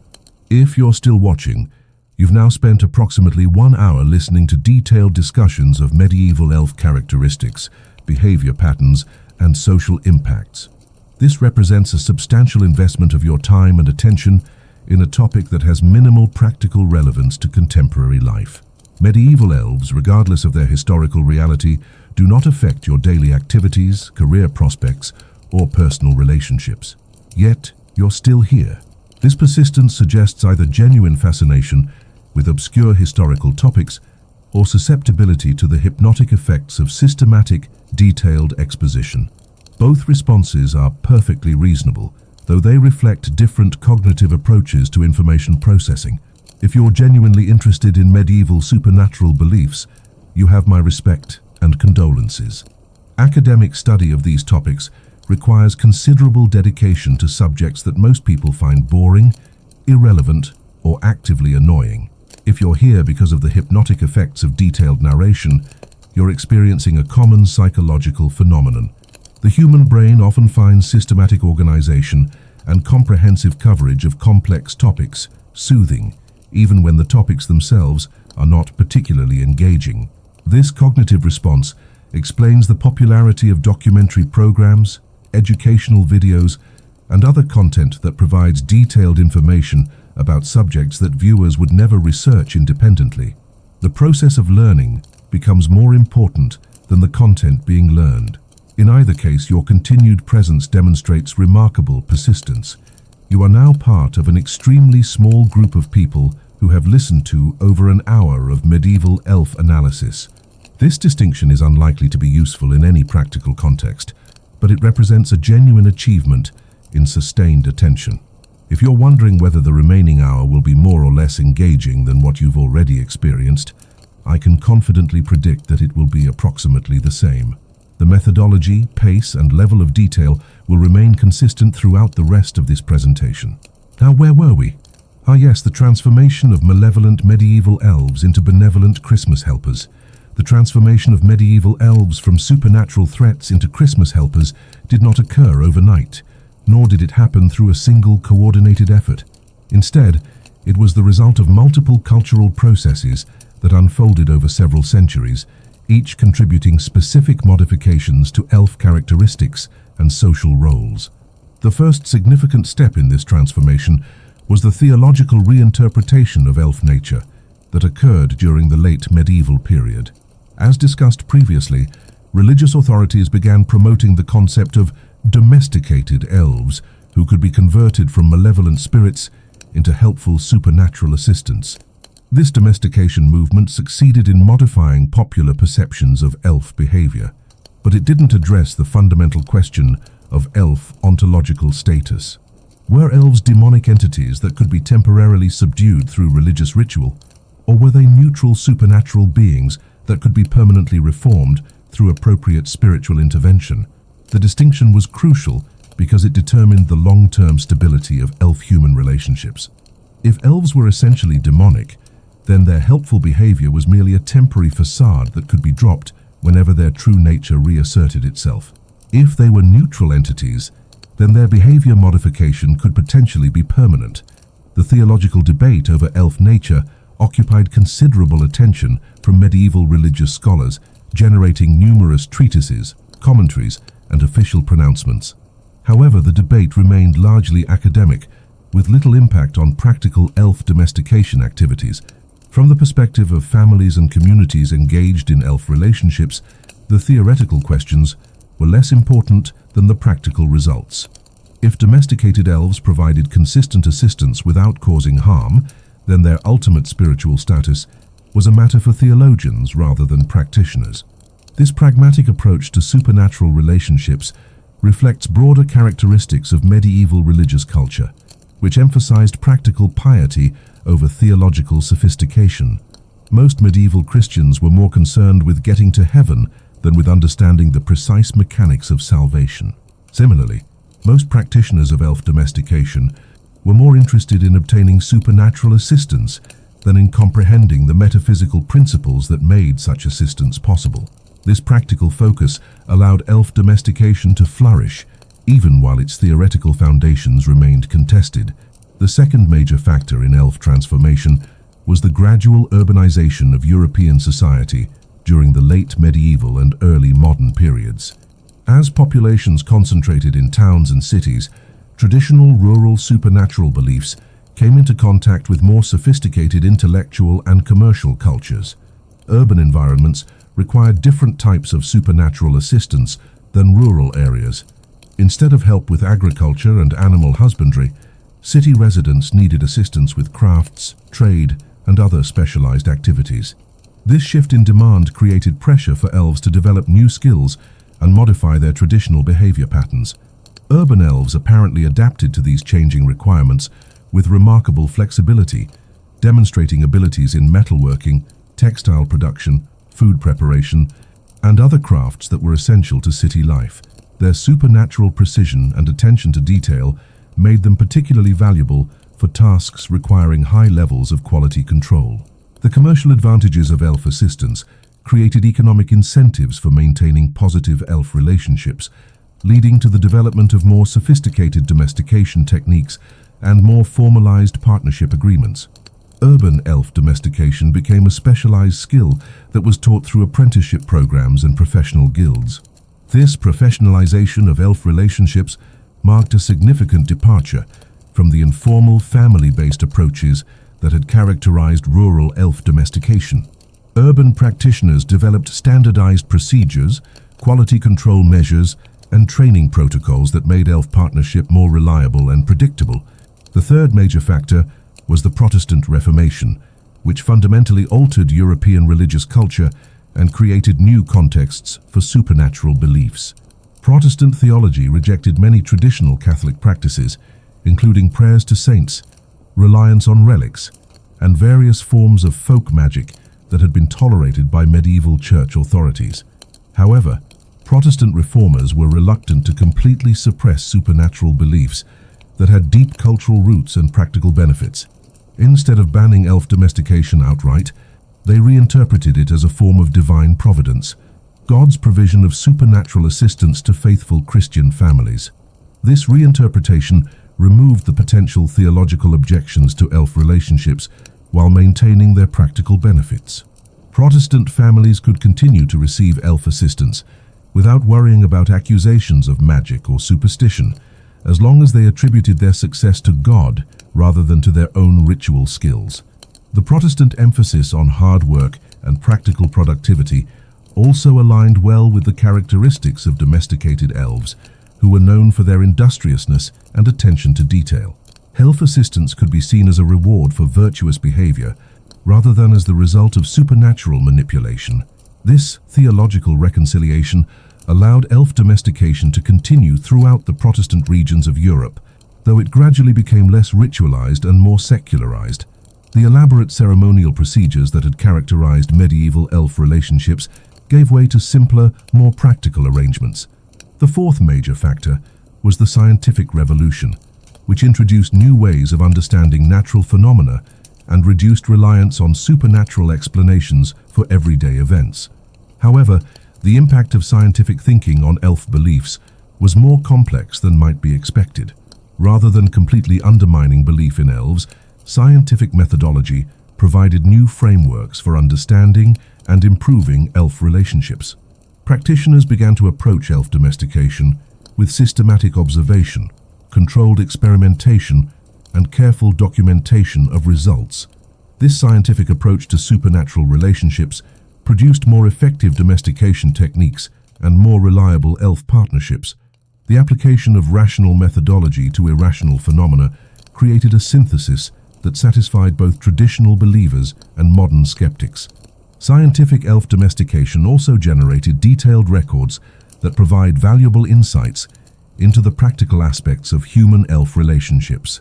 These documents, written in the language of natural philosophy rather than religious doctrine, offer more precise descriptions of elf behavior and capabilities than earlier sources. The fifth major factor was the emergence of modern capitalism, which created new economic contexts that favored certain types of supernatural assistance while discouraging others. The emphasis on efficiency, productivity, and quality control in commercial enterprises made elf labor increasingly valuable. Elves possessed several characteristics that aligned perfectly with capitalist economic principles. They worked without wages, required no rest periods, produced consistent high-quality results, and never engaged in labor disputes or work slowdowns. From an economic perspective, they were ideal employees. This economic utility protected elf relationships from religious and intellectual criticism, even as other supernatural beliefs came under increasing attack. Practical business considerations often outweighed theoretical objections to supernatural partnerships. The commercial value of elf assistance also attracted the attention of entrepreneurs who developed systematic approaches to elf recruitment and management. These early supernatural business ventures established precedents for the large-scale elf operations that would eventually become associated with Christmas gift production. The sixth and final major factor was the development of modern Christmas culture during the 18th and 19th centuries. This period saw the gradual integration of various folk traditions into a comprehensive Christmas mythology that emphasized gift-giving, family celebration, and seasonal joy. The transformation of Christmas from primarily religious observance to cultural celebration created opportunities for incorporating secular traditions, including modified versions of elf beliefs. However, this integration required significant modifications to traditional elf characteristics. The malevolent, unpredictable elves of medieval folklore were inappropriate for family-oriented Christmas celebrations. Their association with illness, property damage, and supernatural harassment conflicted with the positive, joyful atmosphere that Christmas organizers wanted to create. The solution was to retain the elves' beneficial characteristics, their craftsmanship, industriousness, and supernatural abilities, while eliminating their threatening aspects. This selective editing created sanitized versions of traditional elf mythology that could be safely incorporated into Christmas celebrations. The process was facilitated by the fact that elf domestication had already demonstrated that elf behavior could be modified through appropriate treatment. If medieval elves could be converted from malevolent spirits into helpful household assistants, then Christmas elves could be portrayed as naturally benevolent beings who worked voluntarily for the benefit of human children. This evolutionary process culminated in the 19th century creation of the modern Christmas elf archetype. Small, cheerful humanoids who lived in the North Pole, worked in Santa Claus's workshop, and devoted their lives to making toys for good children. This imagery retained enough connection to traditional elf characteristics to seem familiar, while eliminating all threatening or disturbing elements. However, the creation of modern Christmas elf imagery required more than simple character modification.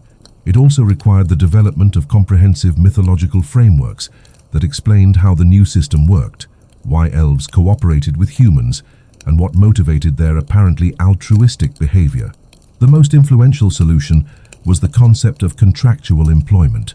Christmas elves worked for Santa Claus as paid employees in a supernatural toy manufacturing operation. This framework provided familiar economic contexts that made elf cooperation understandable to modern audiences. The employment contract explanation also resolved potential theological objections to supernatural assistance by placing elf activities within legitimate commercial frameworks. Instead of magical intervention in human affairs, Christmas elf assistance became a matter of supernatural labor relations. The North Pole setting served multiple narrative functions. It provided a remote location that explained why most people never encountered Christmas elves directly. It created harsh environmental conditions that justified elves' apparent hardiness, and it established clear geographical boundaries between the supernatural Christmas operation and ordinary human society. The workshop concept translated traditional elf craftsmanship abilities into industrial production capabilities, allowing for the mass manufacture of gifts required by modern Christmas expectations. Individual elf artisans became members of production teams, working on assembly lines and specialized manufacturing processes. This industrial approach to Christmas gift production reflected broader cultural changes associated with the Industrial Revolution, which was transforming European and American society during the same period when modern Christmas traditions were being established. The timing was not coincidental. Both Christmas commercialization and industrial manufacturing represented attempts to systematize and rationalize activities that had previously been irregular and unpredictable. The integration of these concepts created Christmas elf mythology that resonated with contemporary economic and social experiences. The success of Christmas elf imagery in popular culture demonstrates the effectiveness of this mythological synthesis. By combining traditional supernatural beliefs with modern industrial concepts, Christmas elf creators produced characters that satisfied both nostalgic desires for magical experiences and contemporary preferences for systematic, rational organization. However, the transformation of medieval elves into Christmas helpers came at a significant cost: the complete elimination of their supernatural agency and independent motivation. Medieval elves were dangerous precisely because they acted according to their own incomprehensible purposes, making them unpredictable and potentially threatening. Christmas elves, by contrast, have no independent agency. They exist solely to serve human needs and desires, working endlessly to produce gifts that children want without any apparent motivation beyond the satisfaction of helping others. This selfless devotion makes them safe and reassuring, but it also makes them essentially hollow. The psychological appeal of Christmas elves lies partly in their representation of ideal labor relations, workers who are happy, productive, and completely devoted to their employer's success. This fantasy reflects common anxieties about worker motivation and loyalty that characterize capitalist economic systems. From the perspective of children, Christmas elves represent the ultimate parental fantasy, adults who work tirelessly to provide for children's wants and needs without expecting anything in return except gratitude and good behavior. The elf workshop becomes a metaphor for idealized family relationships, but from the perspective of historical analysis, Christmas elves represent the complete domestication of supernatural otherness.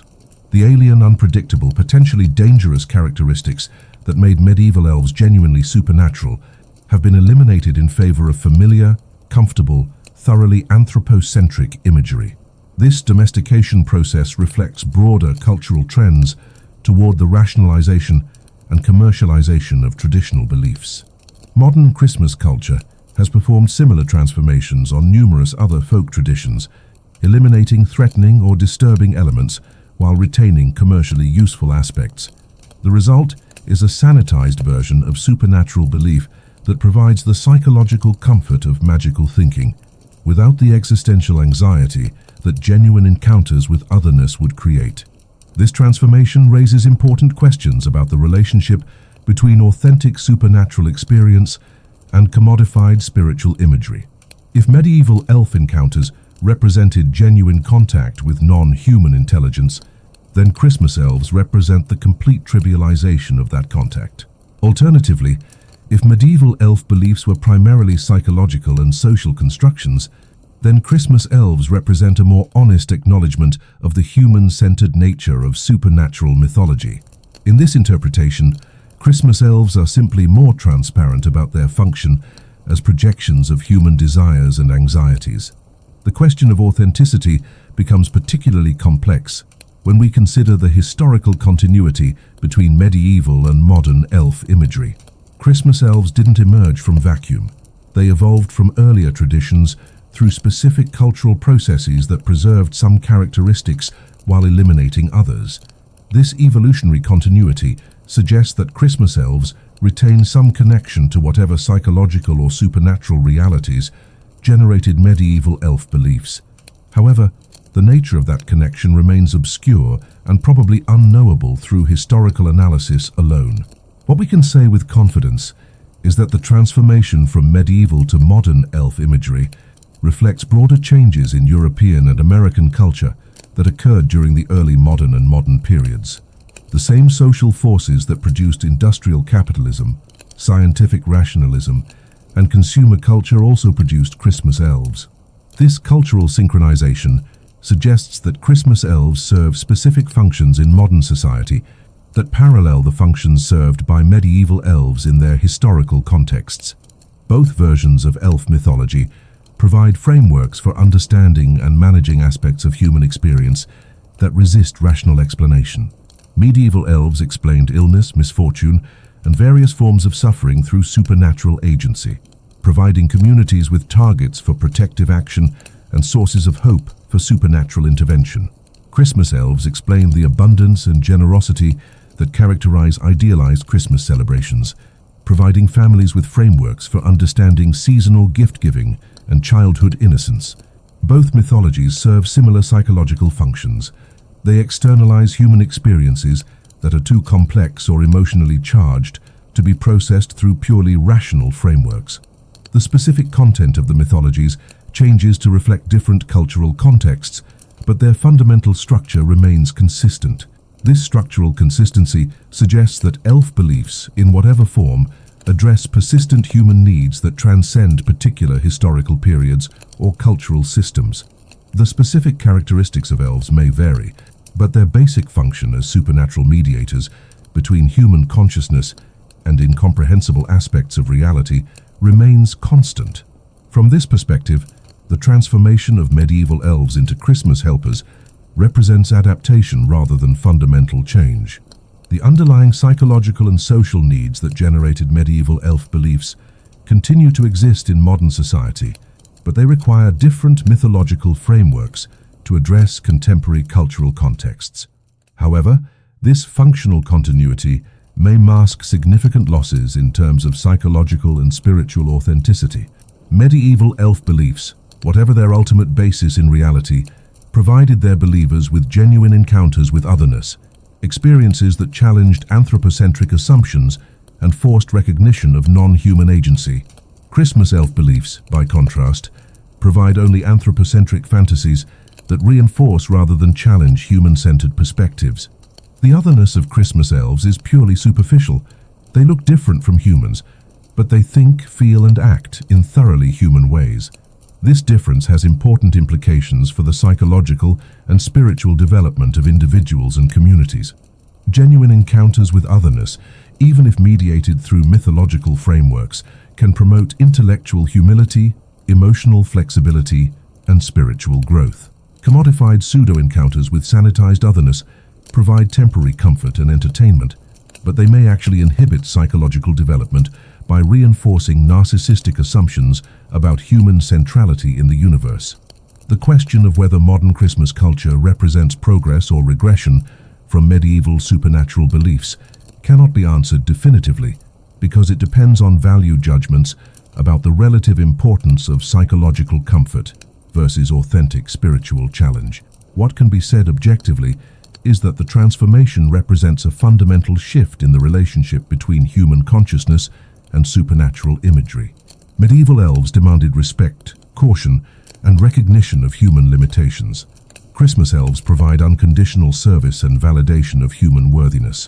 This shift parallels broader changes in religious and spiritual culture that have occurred during the modern period. Traditional religious beliefs that emphasized human sinfulness, divine judgment, and the need for spiritual discipline have been largely replaced by therapeutic spiritualities that emphasize human potential, divine love, and personal fulfillment.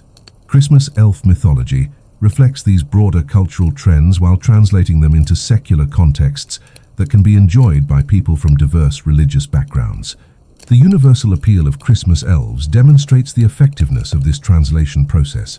However, the success of Christmas elf imagery may come at the cost of genuine spiritual engagement with questions of meaning, purpose, and human limitation that traditional supernatural beliefs were designed to address.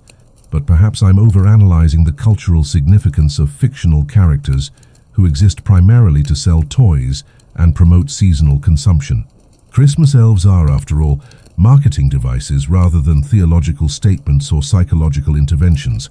From this commercial perspective, their evolution from medieval supernatural threats to modern advertising mascots represents successful product development rather than spiritual regression. The transformation demonstrates effective brand management and market adaptation over several centuries. The medieval elf brand was clearly flawed from a commercial standpoint. It generated fear rather than desire, emphasized scarcity rather than abundance, and discouraged rather than encouraged consumption. These characteristics made medieval elves unsuitable for modern marketing applications. Christmas elves solve these branding problems by emphasizing positive associations with generosity, craftsmanship, and seasonal celebration. Their cheerful demeanor, industrious work habits, and selfless devotion to child welfare made them ideal spokespeople for toy companies and retail businesses.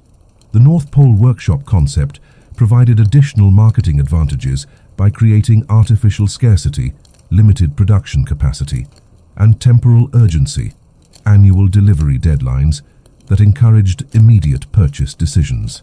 The mythology became a sophisticated marketing system disguised as innocent childhood entertainment. This commercial interpretation of Christmas elf evolution suggests that their ultimate function is economic rather than psychological or spiritual. They exist to promote consumption and seasonal spending rather than to provide authentic supernatural experiences or meaningful mythological frameworks. However, even if Christmas elves are primarily commercial constructs, they retain psychological and cultural significance that extends beyond their marketing applications.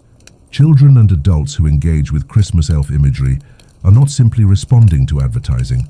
They are participating in complex mythological narratives that address fundamental human concerns. The popularity and persistence of Christmas elf imagery suggests that it serves genuine psychological needs that cannot be dismissed as mere commercial manipulation. The fact that these needs are exploited for commercial purposes doesn't eliminate their authentic emotional and spiritual dimensions. This brings us to the contemporary status of elf beliefs and their role in modern Christmas culture. After centuries of evolution, transformation, and commercialization, what do elves mean to people today? For most contemporary Americans and Europeans, Christmas elves are familiar but not particularly meaningful cultural figures. They appear in decorations, advertisements, movies, and various forms of seasonal entertainment, but they rarely provoke serious thought or emotional engagement. This cultural familiarity without emotional investment suggests that Christmas elves have become what anthropologists call empty symbols, cultural forms that retain recognizable structure but have lost most of their original meaning and function. Empty symbols can persist for long periods because they don't challenge or threaten anyone. They provide comfortable familiarity without requiring intellectual effort or spiritual commitment. However, their emptiness makes them vulnerable to replacement by more emotionally engaging alternatives. The recent popularity of alternative Christmas figures, such as the Grinch, Jack Skellington, and various ironic or subversive holiday characters, suggests that contemporary culture may be moving away from traditional Christmas imagery toward more psychologically complex representations. These alternative figures retain supernatural characteristics, but reintroduce elements of unpredictability, moral ambiguity, and emotional complexity that have been eliminated from traditional Christmas elves. They provide encounters with otherness that are more challenging and potentially more meaningful than standard elf interactions. However, these alternatives remain marginalized relative to traditional Christmas imagery, and their psychological complexity makes them unsuitable for many commercial applications. Christmas elves continue to dominate mainstream holiday culture because their simplicity and predictability make them safe for mass consumption. This safety comes at a cost. Contemporary Christmas culture provides very few opportunities for authentic encounters with supernatural otherness or meaningful engagement with questions of mystery, wonder, and human limitation. The medieval villagers who lived in fear of elf interference may have suffered from anxiety and superstition, but they also experienced genuine awe and recognition of forces beyond human understanding and control. Their supernatural beliefs, whatever their basis in objective reality, connected them to larger cosmic contexts that provided meaning and perspective. Contemporary Christmas culture provides comfort and entertainment, but it offers very little in terms of awe, mystery, or recognition of human limitation. Christmas elves work for human benefit. Santa Claus delivers presents that children want, and the entire system operates according to moral principles that validate human assumptions about justice and reward. This anthropocentric universe may be psychologically comforting, but it provides no challenges to human ego or opportunities for genuine spiritual growth. It represents the complete domestication of the supernatural, the transformation of transcendent otherness into consumer-friendly entertainment. Whether this represents progress or regression depends on one's perspective on the value of spiritual challenge versus psychological comfort. Both positions have merit and both reflect legitimate human needs that deserve consideration. What seems clear? is that the transformation of medieval elves into Christmas helpers represents a fundamental shift in the relationship between human consciousness and supernatural imagery. This shift reflects broader cultural changes that have occurred during the modern period, including the rise of scientific rationalism, commercial capitalism, and therapeutic spirituality. The implications of these changes extend far beyond Christmas culture or elf mythology. They affect the basic frameworks through which modern people understand their relationship to mystery, transcendence, and the possibility of non-human intelligence. These are large questions that cannot be resolved through historical analysis of elf beliefs alone. However, the evolution of elf imagery provides a useful case study for examining how supernatural beliefs adapt to changing cultural conditions while potentially losing essential spiritual and psychological functions. But we're approaching another temporal milestone in our journey through this material. If you're still watching, you've now invested approximately 90 minutes in detailed analysis of elf-related topics. This represents a significant commitment of your time and attention to subjects that most people would consider profoundly boring. Your persistence is remarkable and raises interesting questions about human motivation and attention management. Why do some people find detailed exposition engaging, while others find it unbearable? Research in cognitive psychology suggests that individual differences in tolerance for systematic, comprehensive information processing reflect deeper personality characteristics related to intellectual curiosity, need for closure, and preferences for complexity versus simplicity. People who enjoy detailed analytical presentations tend to have high tolerance for ambiguity, strong intrinsic motivation for learning, and personality traits associated with intellectual openness and conscientiousness. They find satisfaction in the process of systematic information acquisition, regardless of the practical utility of the information being acquired.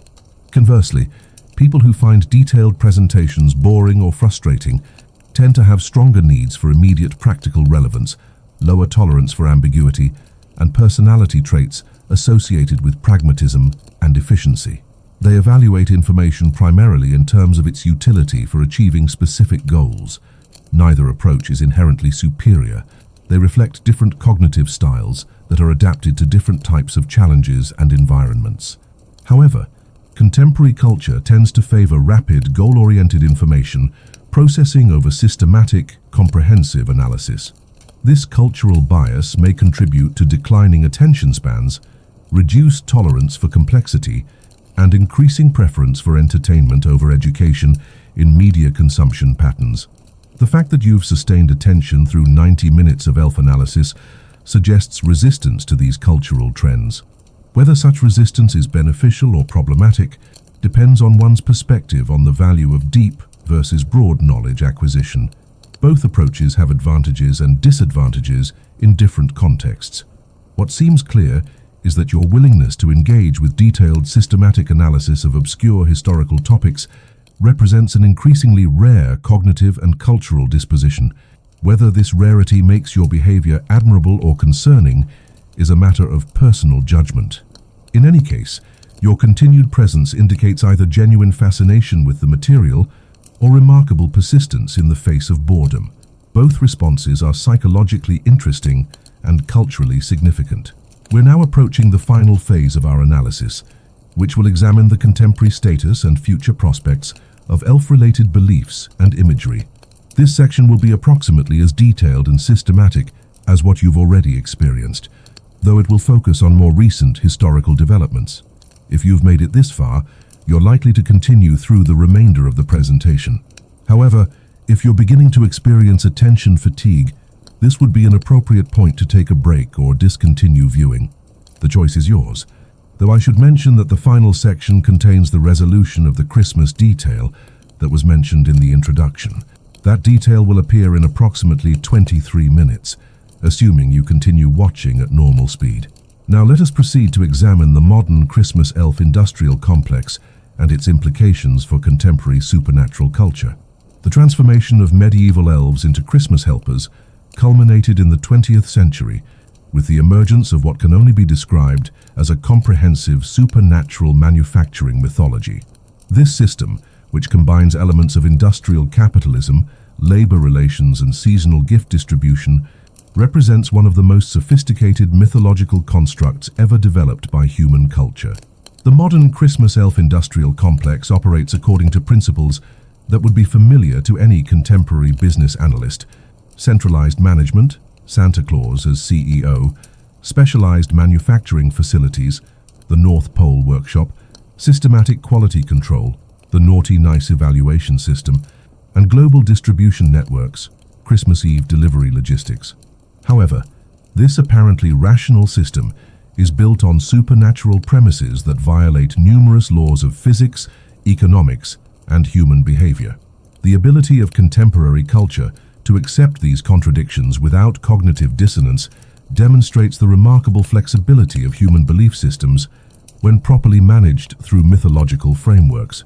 The development of modern Christmas elf mythology occurred primarily in North America during the late 19th and early 20th centuries, a period of rapid industrialization and social change that created new contexts for supernatural beliefs.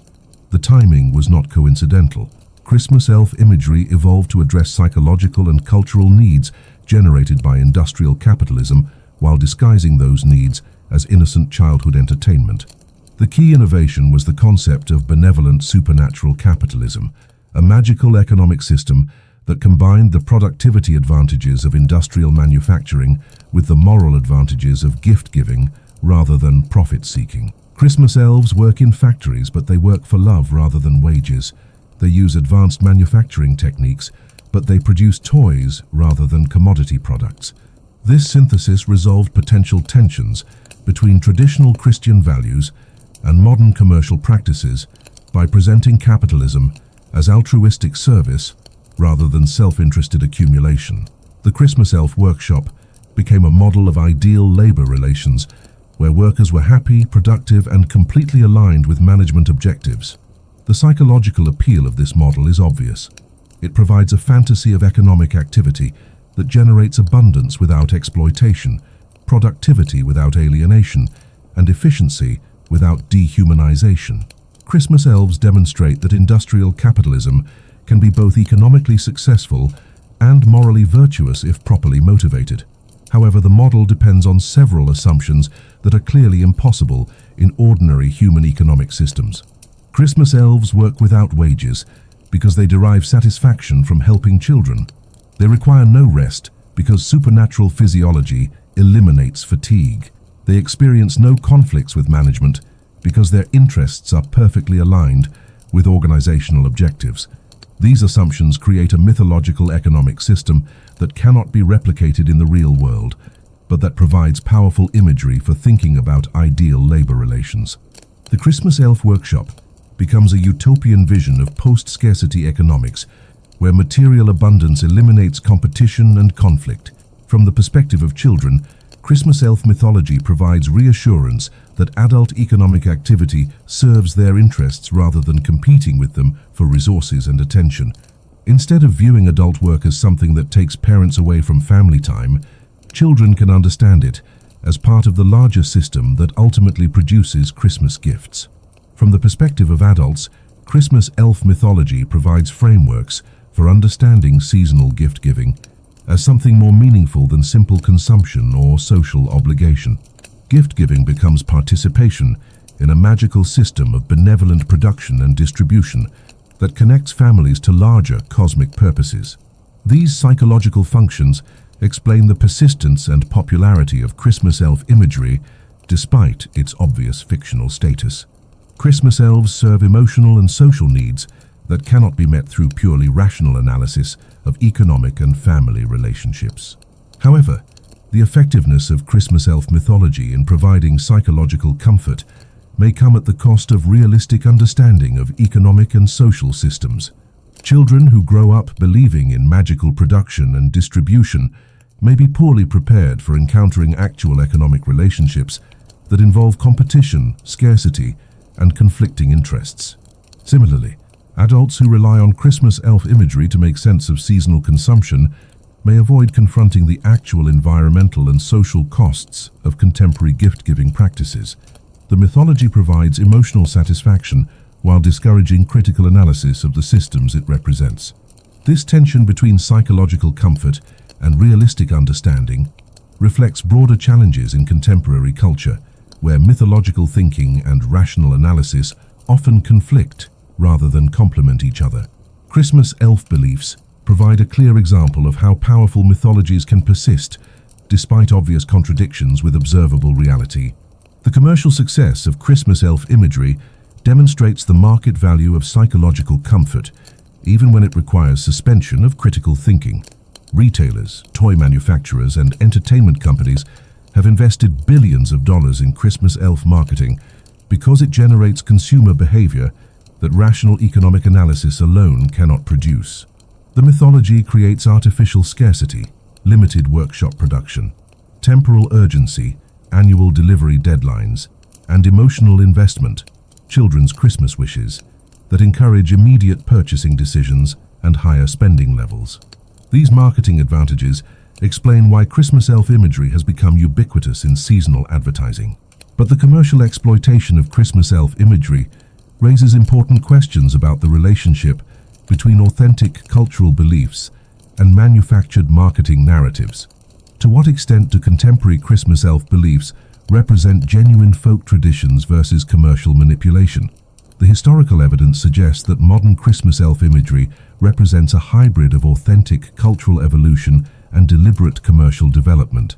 The basic transformation from malevolent medieval elves to helpful Christmas spirits occurred through natural cultural processes over several centuries.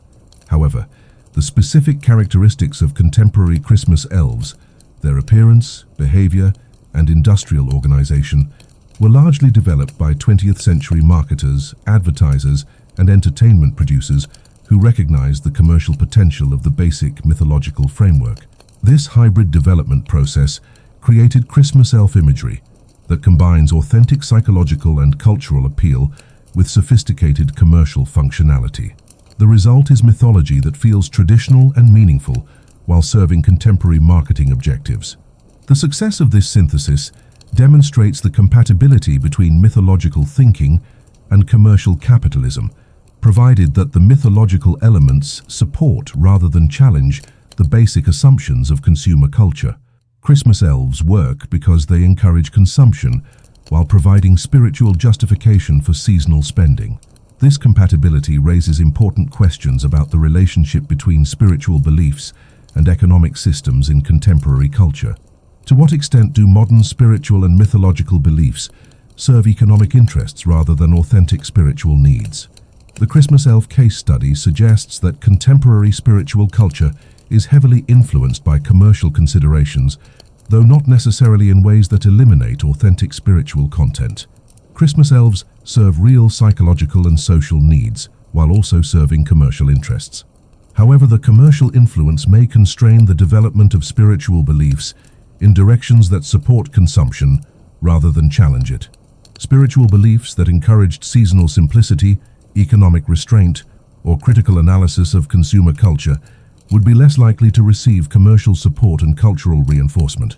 This dynamic creates systemic pressure towards spiritual beliefs that are compatible with commercial objectives, even if those beliefs are less psychologically or spiritually authentic than alternatives that challenge consumer culture.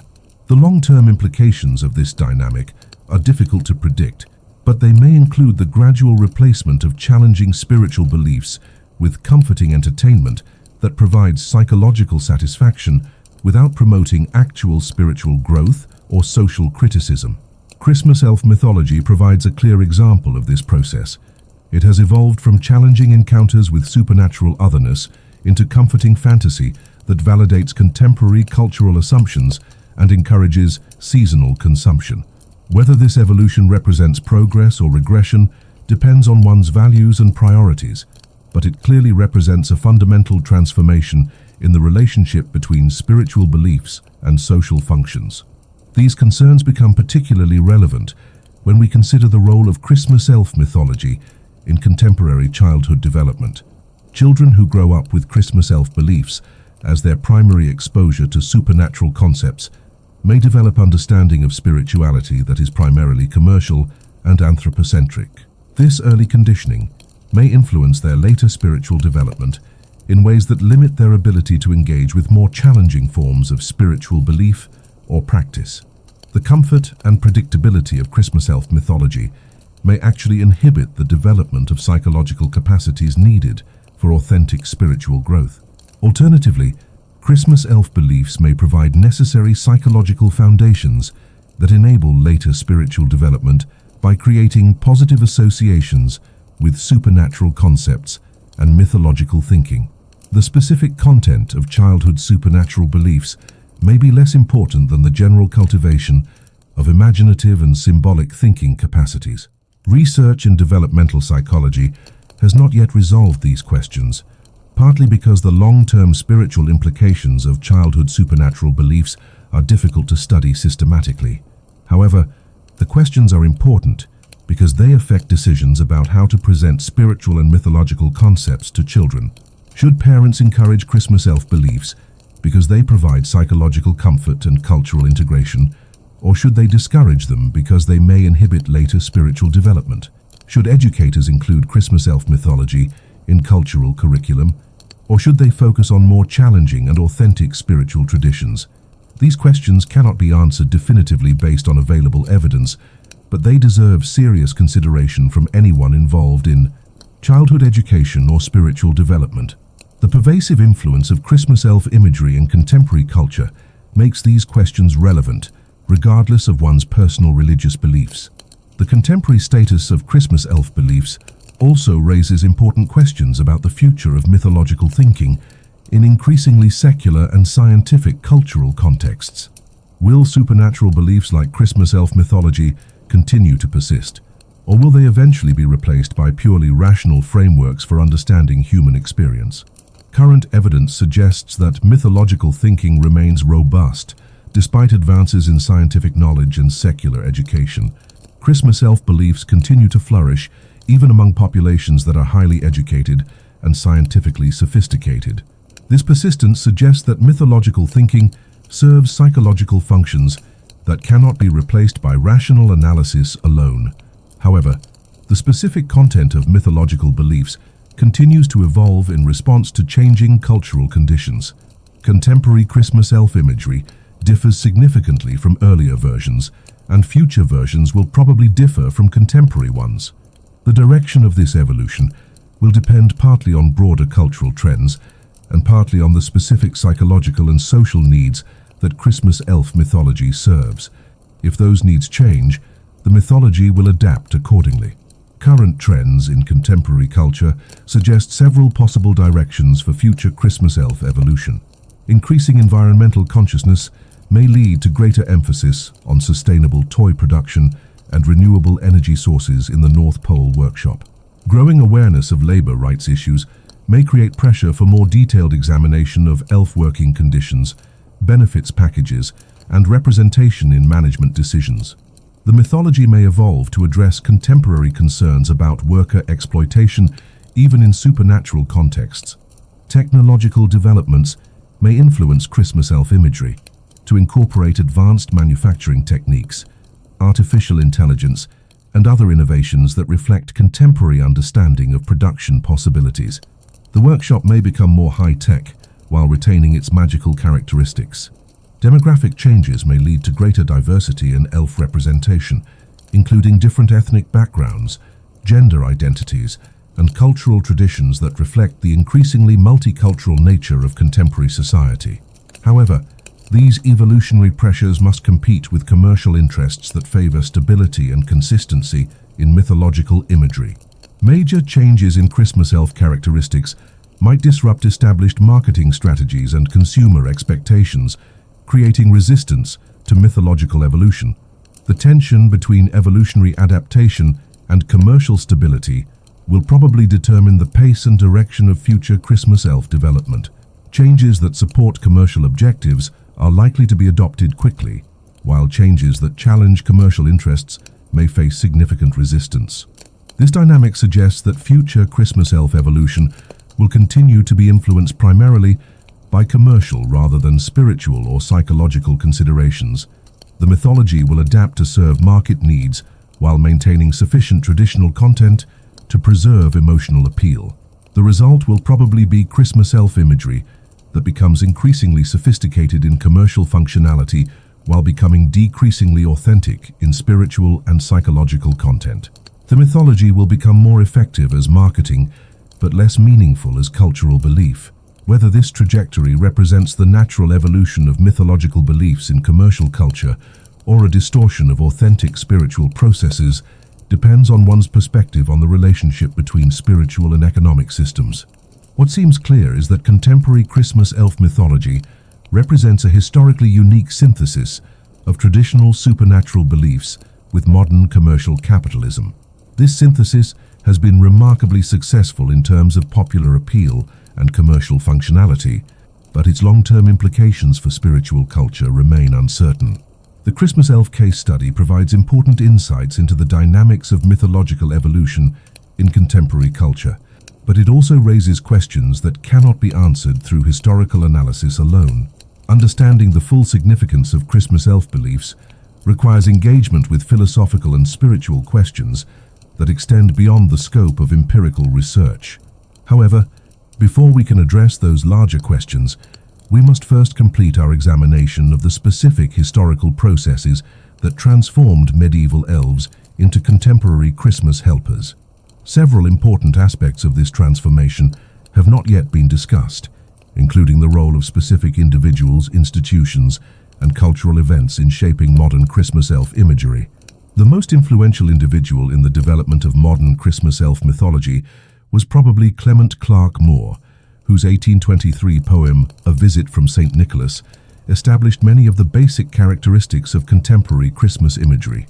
Although the poem focuses primarily on Santa Claus rather than elves, it created the North Pole setting and workshop concept that became essential components of later elf mythology. Moore's contribution was significant, not because of its originality. Most elements of his poem were drawn from existing folk traditions, but because of its timing and cultural influence. The poem was published during a crucial period in American cultural development, when traditional European folk beliefs were being adapted to New World contexts. The success of Moore's poem demonstrated the commercial and cultural potential of systematic Christmas mythology, encouraging other writers, artists, and entrepreneurs to develop complementary mythological elements. Christmas elves emerged as necessary supporting characters in the expanded narrative framework that Moore had established. However, Moore's influence was largely indirect. The specific characteristics of Christmas elves were developed primarily by later commercial artists and advertising executives who recognized the marketing potential of elf imagery for toy companies and retail businesses. The most important institutional influence was the Coca-Cola Company, whose 1930s advertising campaigns featuring Santa Claus established visual standards that influenced all subsequent Christmas imagery. Although these campaigns focused on Santa rather than elves, they created artistic styles and thematic frameworks that shaped later elf development. The Coca-Cola campaigns demonstrated the commercial effectiveness of consistent, professionally designed Christmas mythology. This success encouraged other companies to invest in Christmas advertising and led to the gradual standardization of Christmas imagery across different commercial contexts. By the 1950s, Christmas elf imagery had become sufficiently standardized and commercially valuable to support specialized industries devoted to Christmas decoration, entertainment, and gift production. Christmas elves became integral components of a comprehensive commercial mythology that generated billions of dollars in annual economic activity. This commercialization process represents one of the most successful examples of mythological monetization in human history. Traditional supernatural beliefs that had previously served primarily spiritual and social functions were transformed into commercial products that generated substantial profits while retaining psychological and cultural appeal. The success of Christmas elf commercialization established precedents for the commercial development of other mythological traditions, including Halloween imagery, Easter symbolism, and various secular holiday celebrations. The basic methodology developed for Christmas marketing has been applied to numerous other cultural contexts. However, the commercial success of Christmas elf mythology may have come at the cost of its spiritual authenticity and cultural significance. Contemporary Christmas elves serve primarily commercial functions, even though they retain sufficient traditional content to provide psychological comfort and cultural meaning. This trade-off between commercial functionality and spiritual authenticity represents a broader challenge in contemporary culture, where traditional beliefs and practices are increasingly evaluated in terms of their economic utility rather than their intrinsic spiritual or cultural value. The long-term implications of this shift are still unfolding, but they may include the gradual replacement of authentic spiritual traditions with commercial simulations that provide entertainment and psychological comfort without promoting genuine spiritual growth or cultural development. Whether this replacement represents progress or regression depends on one's values and priorities, but it clearly represents a fundamental transformation in the relationship between spiritual beliefs and social institutions. These transformations have occurred not only in Christmas elf mythology, but throughout contemporary spiritual culture, suggesting that the Christmas elf case study reflects broader cultural dynamics rather than isolated commercial developments. Understanding these broader dynamics requires examination of the relationship between mythological thinking and commercial capitalism, including the ways that commercial interests influence the development and maintenance of cultural beliefs. This examination reveals complex interactions between authentic spiritual needs and commercial manipulation, suggesting that contemporary spiritual culture represents a hybrid of genuine cultural evolution and deliberate commercial development. The Christmas elf case study provides a particularly clear example of these interactions because the commercial development process is well documented and the transformation from traditional to commercial mythology is relatively recent and traceable.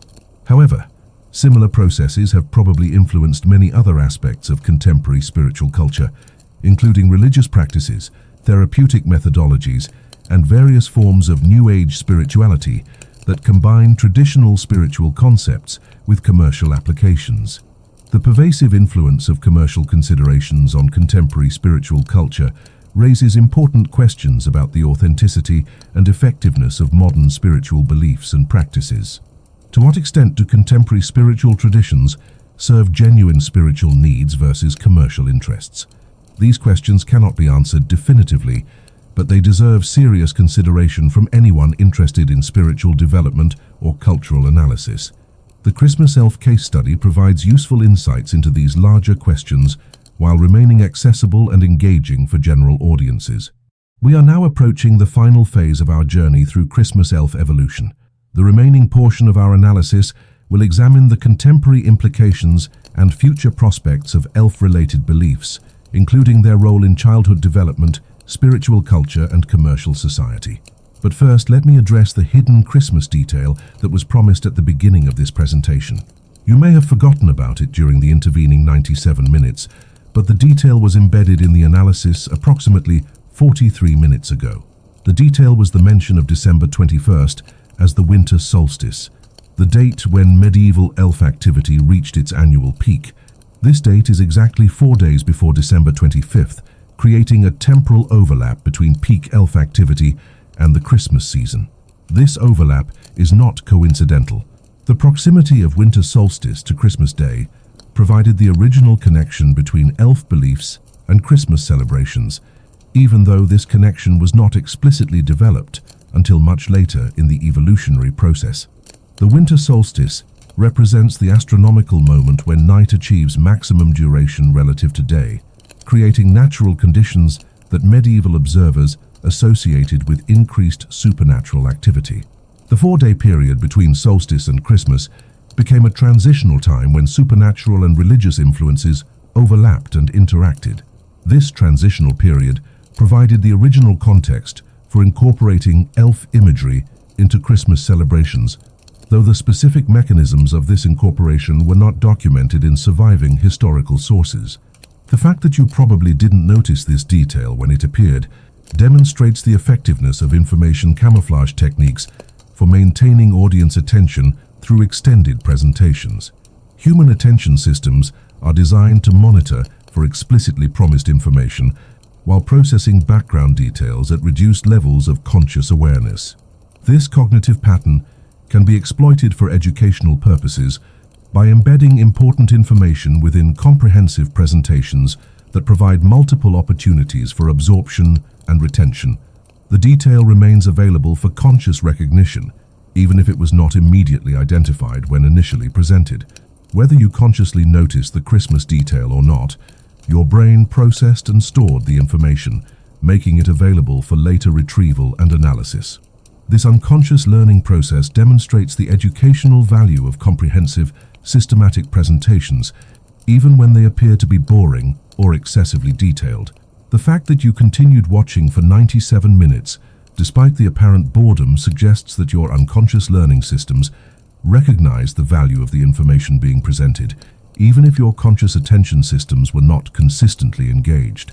This disconnect between conscious boredom and unconscious learning is common in educational contexts and represents one of the advantages of systematic, comprehensive presentation methodologies. The apparent inefficiency of detailed exposition may actually be more effective for long-term learning and retention than more engaging but less systematic approaches. However, these methodological advantages must be weighed against the attention costs and practical constraints that limit the applicability of extended presentation formats. Not everyone has the time, patience, or cognitive resources needed for sustained engagement with detailed analytical content. The effectiveness of this presentation methodology for your particular learning style and information needs can only be evaluated by you based on your subjective experience and whatever practical benefits you derive from the information presented. If you found the experience valuable, that suggests compatibility between your cognitive preferences and systematic analytical methodologies. If you found it boring or frustrating, that suggests preference for alternative information processing approaches. Neither response is inherently superior. They reflect different cognitive styles that are adapted to different types of learning challenges and information environments. The diversity of human cognitive approaches represents an evolutionary advantage that enables our species to adapt to various environmental and cultural conditions. Your particular cognitive approach and its compatibility with detailed analytical presentations provides information about your personality characteristics, intellectual preferences, and potential career or educational directions that might align with your natural abilities and interests. However, this self-knowledge can only be useful if you apply it consciously to your decision-making processes and life-planning activities. The mere recognition of cognitive preferences doesn't automatically translate into practical benefits unless it influences your behavior in constructive ways. In any case, your persistence through this presentation demonstrates remarkable sustained attention capabilities that are increasingly rare in contemporary culture. Whether this capability represents a valuable skill or an inefficient use of cognitive resources depends on your personal goals and priorities. We are now entering the final section of our analysis, which will examine the contemporary implications and future prospects of elf-related beliefs in modern culture. As we approach the conclusion of our exhaustive examination of elf evolution, from medieval supernatural threats to contemporary Christmas helpers, we must consider the future trajectory of these mythological developments and their implications for human culture. The current state of Christmas elf beliefs represents a historically unprecedented synthesis of traditional supernatural imagery with modern commercial capitalism. This synthesis has proven remarkably successful in terms of popular appeal and economic functionality, but its long-term stability and cultural significance remain uncertain. Several contemporary trends suggest possible directions for future elf mythology evolution. Technological developments, environmental concerns, demographic changes, and shifting cultural values all create pressure for modifications to traditional Christmas elf imagery. The most obvious technological pressure comes from the increasing digitization of contemporary life, including shopping, entertainment, and social interaction. Traditional Christmas elf imagery emphasizes manual craftsmanship and physical toy production, but contemporary children are increasingly interested in digital entertainment and virtual experiences. This shift creates potential obsolescence for traditional workshop imagery that focuses on wooden toys, mechanical devices, and other physical products that represent decreasing percentages of contemporary Christmas gift preferences. Future Christmas elf mythology may need to adapt to digital production contexts to maintain relevance. However, technological adaptation creates challenges for traditional elf characteristics that depend on supernatural rather than technological capabilities. Elf magic works because it violates natural laws in ways that technology cannot replicate. Digital production systems may be efficient and versatile, but they are not magical. The challenge for future elf mythology will be maintaining supernatural appeal while acknowledging technological realities that children encounter in their daily lives. This may require developing new forms of elf magic that complement rather than compete with technological capabilities. One possible solution involves redefining elf supernatural abilities to focus on technological enhancement rather than technological replacement. Elves might become magical technology specialists who use supernatural powers to improve digital systems, create impossible software, or enable technological capabilities that exceed normal engineering limitations. This technological integration would allow Christmas elves to remain relevant to contemporary childhood experiences while preserving their essential supernatural characteristics. The North Pole Workshop could become a hybrid magical technological facility that combines traditional craftsmanship with advanced digital production capabilities. Environmental concerns present another pressure for Christmas elf mythology evolution. Growing awareness of climate change, resource depletion, and environmental degradation creates potential criticism of traditional Christmas consumption patterns that elf mythology supports and encourages. Contemporary environmental consciousness conflicts with Christmas gift-giving traditions that emphasize material abundance, disposable products, and annual consumption cycles. Christmas elves, as supporters and enablers of these consumption patterns, may face criticism from environmentally conscious families and communities. Future elf mythology may need to address these concerns by emphasizing sustainable production methods, recyclable materials, and educational rather than consumptive gift options. The North Pole Workshop could become a model of environmental responsibility that demonstrates how magical production can operate without ecological harm. However, environmental adaptation creates potential conflicts with commercial interests that depend on Christmas consumption for annual profit generation. Retailers and manufacturers may resist modifications to elf mythology that discourage gift purchasing or promote environmental alternatives to traditional Christmas presents. This tension between environmental responsibility and commercial interests will probably determine the pace and extent of environmental modifications to Christmas elf beliefs. Changes that support both environmental and commercial objectives are likely to be adopted, while changes that conflict with commercial interests may face significant resistance. Demographic changes in contemporary society also create pressure for Christmas elf diversity and inclusivity. Traditional Christmas elf imagery has emphasized European American cultural characteristics that may not reflect the increasingly multicultural nature of contemporary families and communities. Future Christmas elf mythology may need to incorporate greater ethnic, religious, and cultural diversity to maintain relevance for diverse populations. This could involve developing different elf subspecies that reflect various cultural traditions, or creating more inclusive workshop environments that acknowledge different cultural approaches to gift-giving and seasonal celebration. However, diversity modifications must navigate potential conflicts between inclusivity objectives and traditional imagery that has established commercial value and emotional significance. Major changes to recognizable Christmas elf characteristics might disrupt established cultural patterns and commercial applications. The challenge will be developing diversity initiatives that expand rather than replace traditional elf imagery, allowing for greater inclusivity without eliminating familiar cultural elements that provide continuity and emotional comfort. Gender representation presents similar challenges and opportunities. Traditional Christmas elf imagery has emphasized male characters engaged in manufacturing activities, reflecting historical gender roles that may seem outdated to contemporary audiences. Future elf mythology may need to address gender balance, non-binary identities, and evolving understanding of gender roles in contemporary society. This could involve developing female elf characters in leadership positions, incorporating diverse gender expressions, and modifying traditional workshop activities to reflect contemporary gender equality principles. However, gender modifications must also consider the commercial and cultural functions that traditional elf imagery serves. Changes that enhance social inclusivity, while maintaining mythological appeal and commercial functionality, are more likely to be successful than changes that challenge established cultural patterns without providing clear benefits.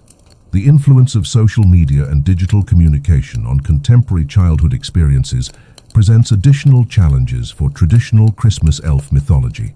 Children today have access to global information networks that provide immediate fact-checking capabilities and exposure to diverse perspectives on cultural beliefs. This digital environment makes it more difficult to maintain mythological beliefs that depend on geographical isolation and limited information access. Children can easily research Christmas elf mythology and discover its commercial origins, fictional status, and cultural variations. The transparency of digital information creates pressure for more sophisticated approaches to mythological presentation that acknowledge fictional status while maintaining emotional and cultural appeal. Future Christmas elf beliefs may need to shift from literal belief to conscious participation in cultural narrative. This transition would represent a fundamental change in the psychological function of Christmas elf mythology, moving from supernatural belief toward cultural performance. Children would engage with elf imagery as conscious participants in family and community traditions, rather than as believers in actual supernatural entities.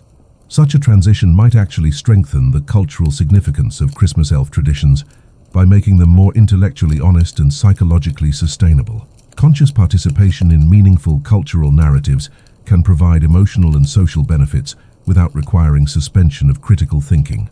However, this transition would also eliminate much of the magical thinking that makes Christmas elf beliefs psychologically compelling for young children.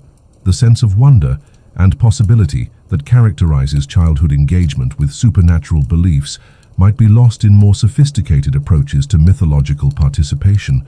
The trade-off between intellectual honesty and magical wonder represents one of the most significant challenges facing future Christmas elf mythology development. Finding approaches that preserve emotional appeal while acknowledging fictional status requires considerable creativity and cultural sensitivity. Educational institutions face particular challenges in navigating these issues. Schools must balance cultural inclusivity with respect for diverse family beliefs about supernatural topics. Some families encourage Christmas elf beliefs, while others discourage them for religious, cultural, or philosophical reasons. Future educational approaches to Christmas elf mythology will probably need to emphasize cultural literacy rather than belief promotion. Children can learn about Christmas elf traditions as important cultural phenomena without being required to accept them as literal truth or reject them as harmful fiction. This educational approach would treat Christmas elf beliefs as cultural artifacts worthy of study and understanding, regardless of their truth status. Students could explore the historical evolution, cultural functions, and contemporary significance of elf mythology without being pressured to adopt particular beliefs about supernatural phenomena.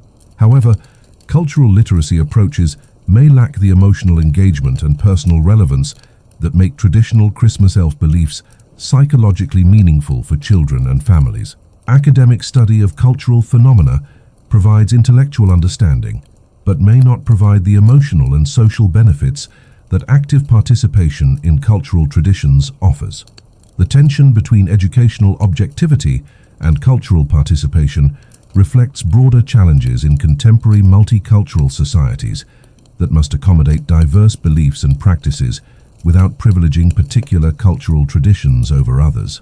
Christmas elf mythology represents a particularly complex case because it combines commercial, spiritual, and cultural elements that serve different functions for different populations.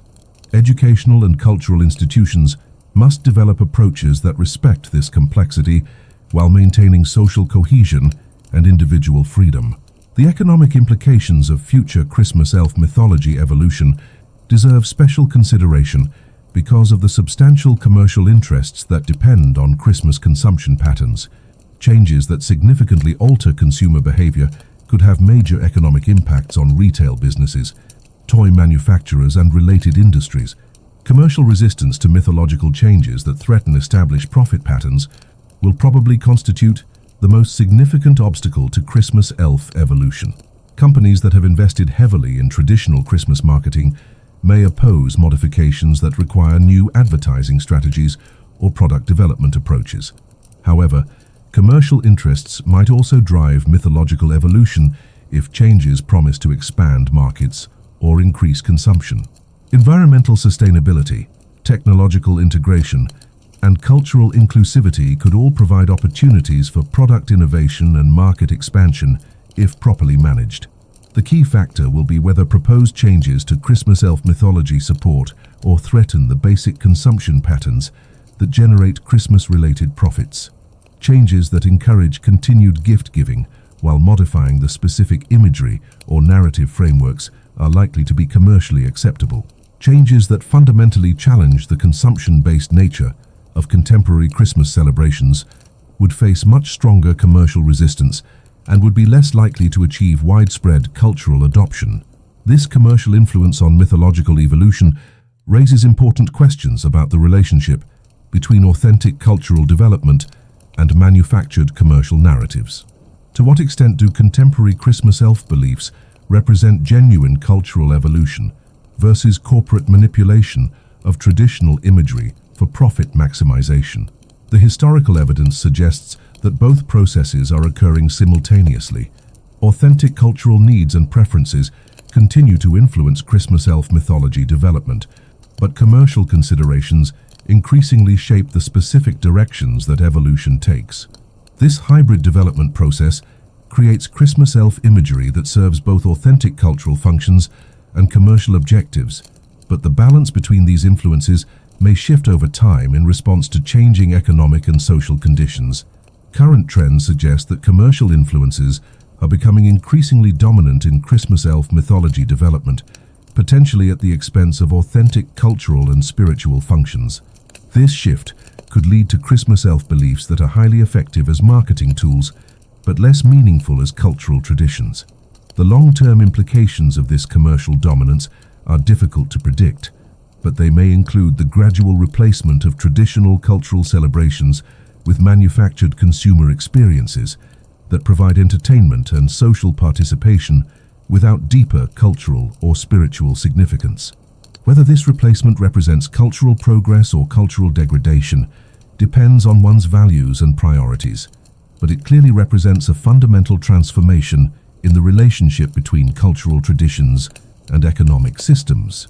These transformations have implications that extend far beyond Christmas elf mythology to encompass broader questions about the commercialization of cultural traditions, the commodification of spiritual experiences, and the relationship between authentic cultural development and manufactured commercial narratives. The Christmas elf case study provides valuable insights into these larger cultural dynamics while remaining accessible and engaging for general audiences. The specific example illuminates general principles that apply to numerous other aspects of contemporary cultural development. Understanding these principles is important for anyone interested in cultural preservation, spiritual authenticity, or critical analysis of commercial influences on traditional beliefs and practices.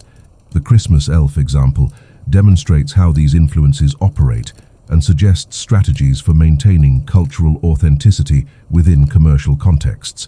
However, applying these insights requires careful analysis of specific cultural situations and thoughtful consideration of the values and priorities that should guide cultural development decisions. The Christmas elf case study provides a methodology for such analysis, but cannot substitute for the careful thinking that each situation requires. As we approach the conclusion of our analysis, it's worth reflecting on what this extended examination of elf evolution has revealed about human culture, belief systems, and the relationship between tradition and change.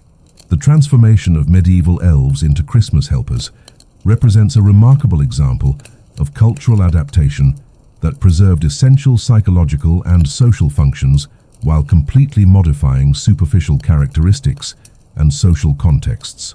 This adaptation demonstrates the flexibility and resilience of human mythological systems. At the same time, The transformation involved significant losses in terms of spiritual authenticity, psychological challenge, and genuine encounter with otherness. Contemporary Christmas elves provide comfort and entertainment, but they lack the existential significance and transformative potential of their medieval predecessors.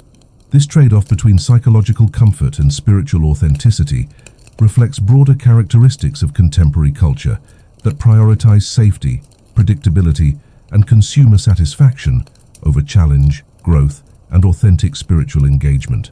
Whether this cultural trajectory represents progress or regression cannot be determined objectively, because it depends on value judgments about the relative importance of comfort versus growth, entertainment versus meaning, and individual satisfaction versus collective spiritual development.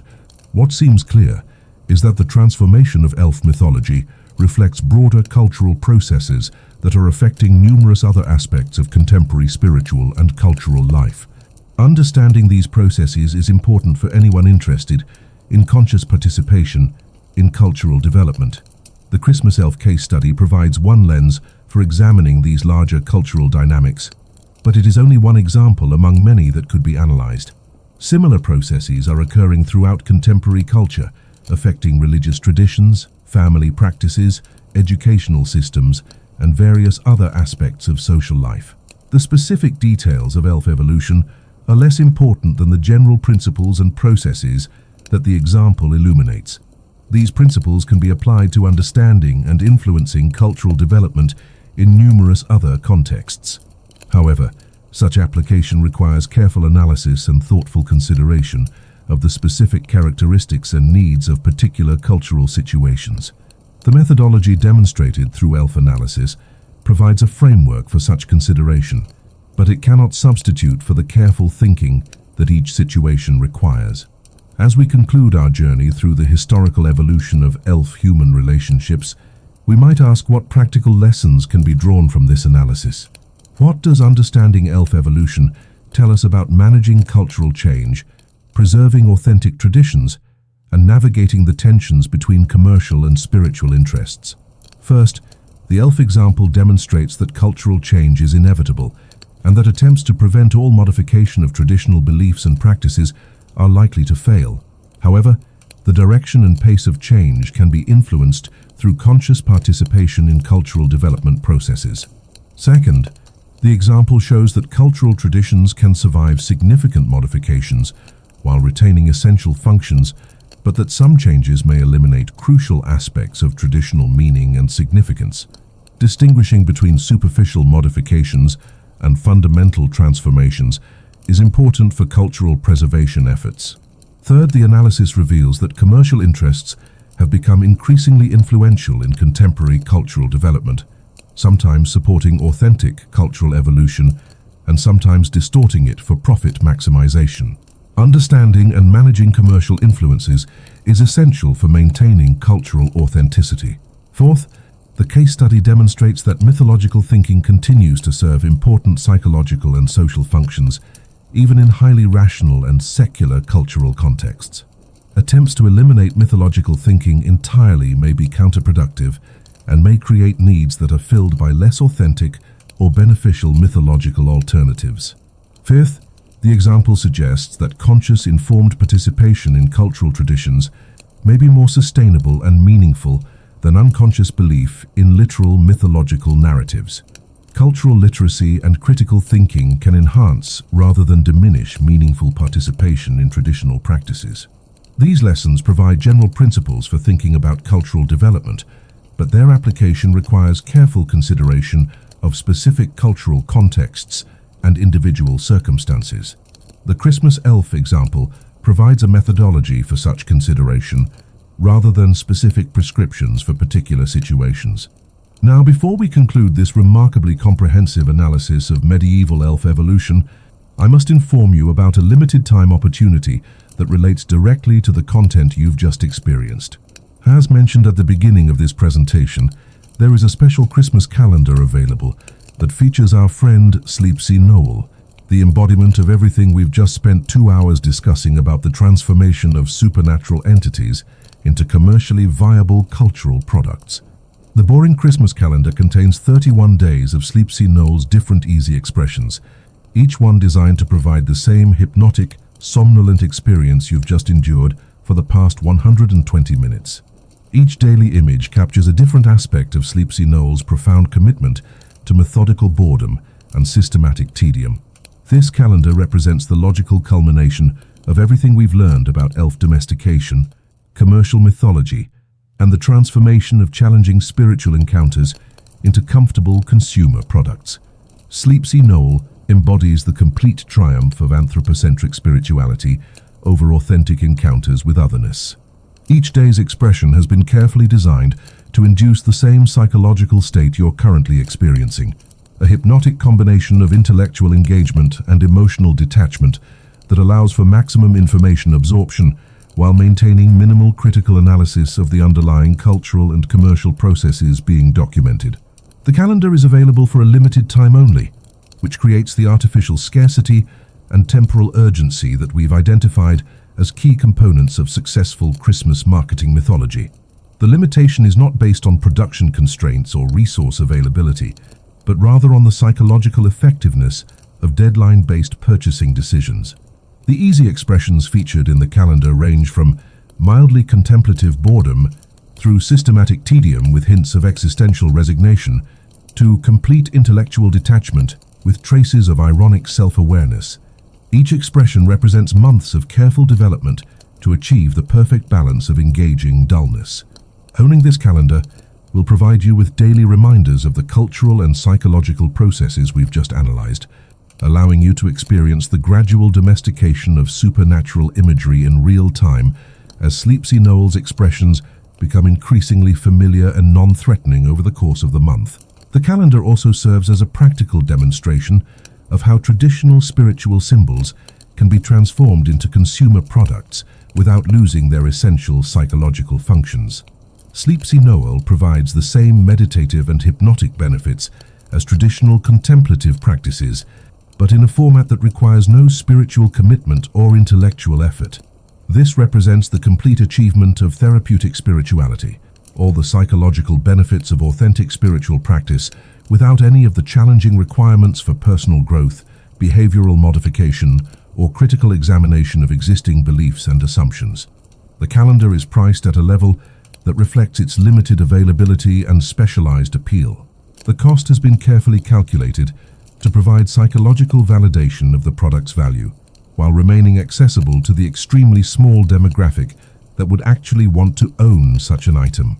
Purchasing the calendar will make you part of an exclusive community of individuals who have demonstrated the patience and persistence necessary to engage with extended analytical presentations about obscure historical topics. This distinction is unlikely to be socially useful, but it represents a genuine achievement in sustained attention and intellectual endurance. The calendar link is fixed in the comments section below this video, assuming that comment sections still exist and function properly by the time anyone actually completes this presentation. The ordering process has been designed to be as simple and efficient as possible, minimizing the cognitive effort required to complete the purchase decision. However, I should note that purchasing the calendar will not provide any practical benefits beyond the satisfaction of owning a unique cultural artifact that documents the transformation of medieval supernatural beliefs into contemporary marketing imagery. The calendar will not make your Christmas celebrations more meaningful, your holiday experiences more authentic, or your seasonal gift-giving more spiritually significant. Instead, it will provide daily reminders of the complex cultural processes that have transformed challenging spiritual encounters into comfortable consumer experiences. Each day's Sleepsy Knoll expression will reinforce your understanding of how traditional beliefs can be preserved in modified forms that serve contemporary psychological and commercial needs. Whether this understanding enhances or diminishes your appreciation of Christmas traditions depends on your personal values and your tolerance for intellectual analysis of emotional and cultural experiences.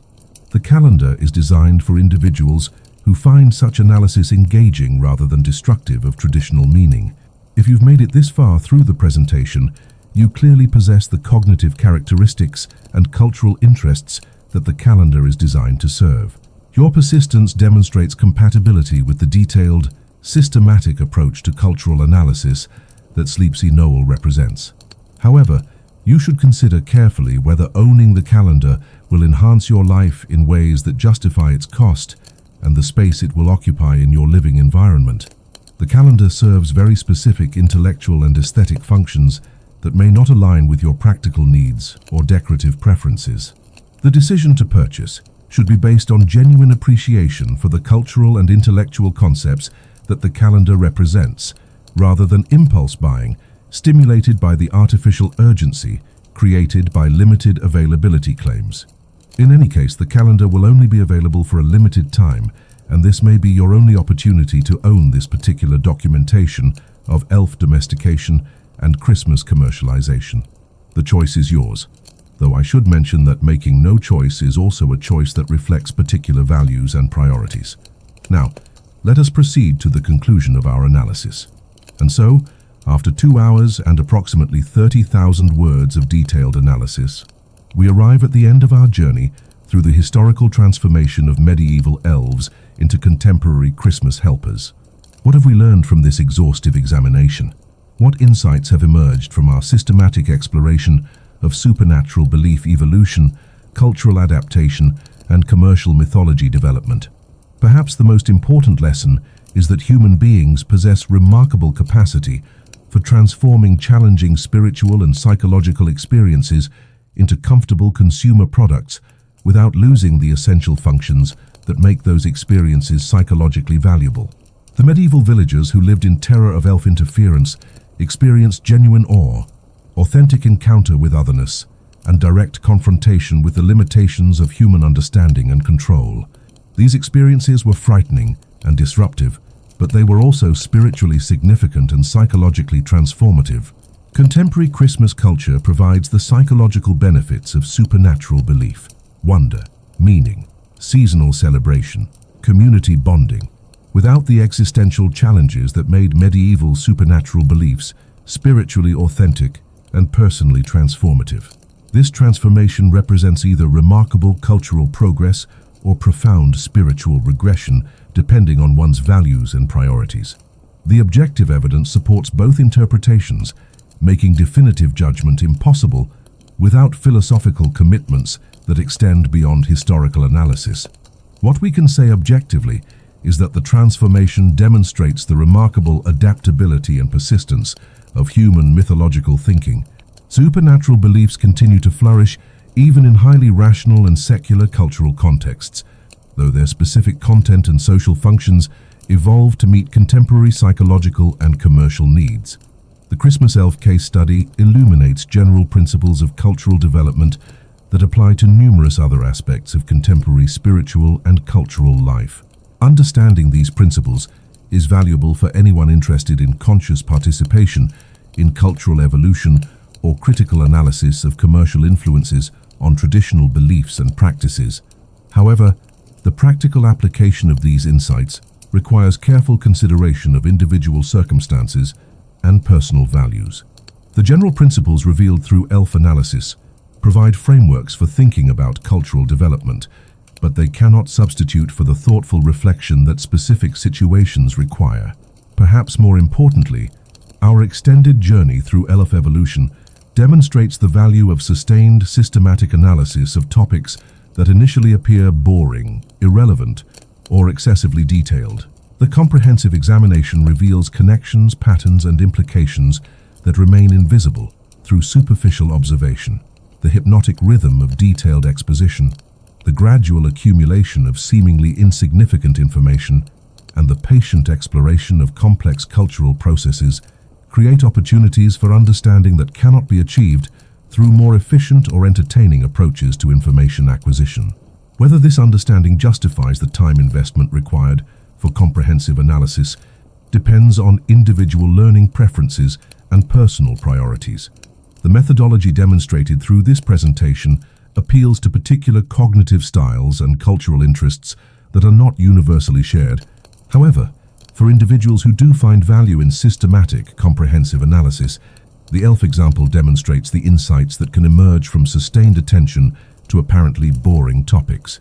The boredom itself becomes a tool for overcoming attention resistance and achieving deeper levels of understanding. This presents a paradox.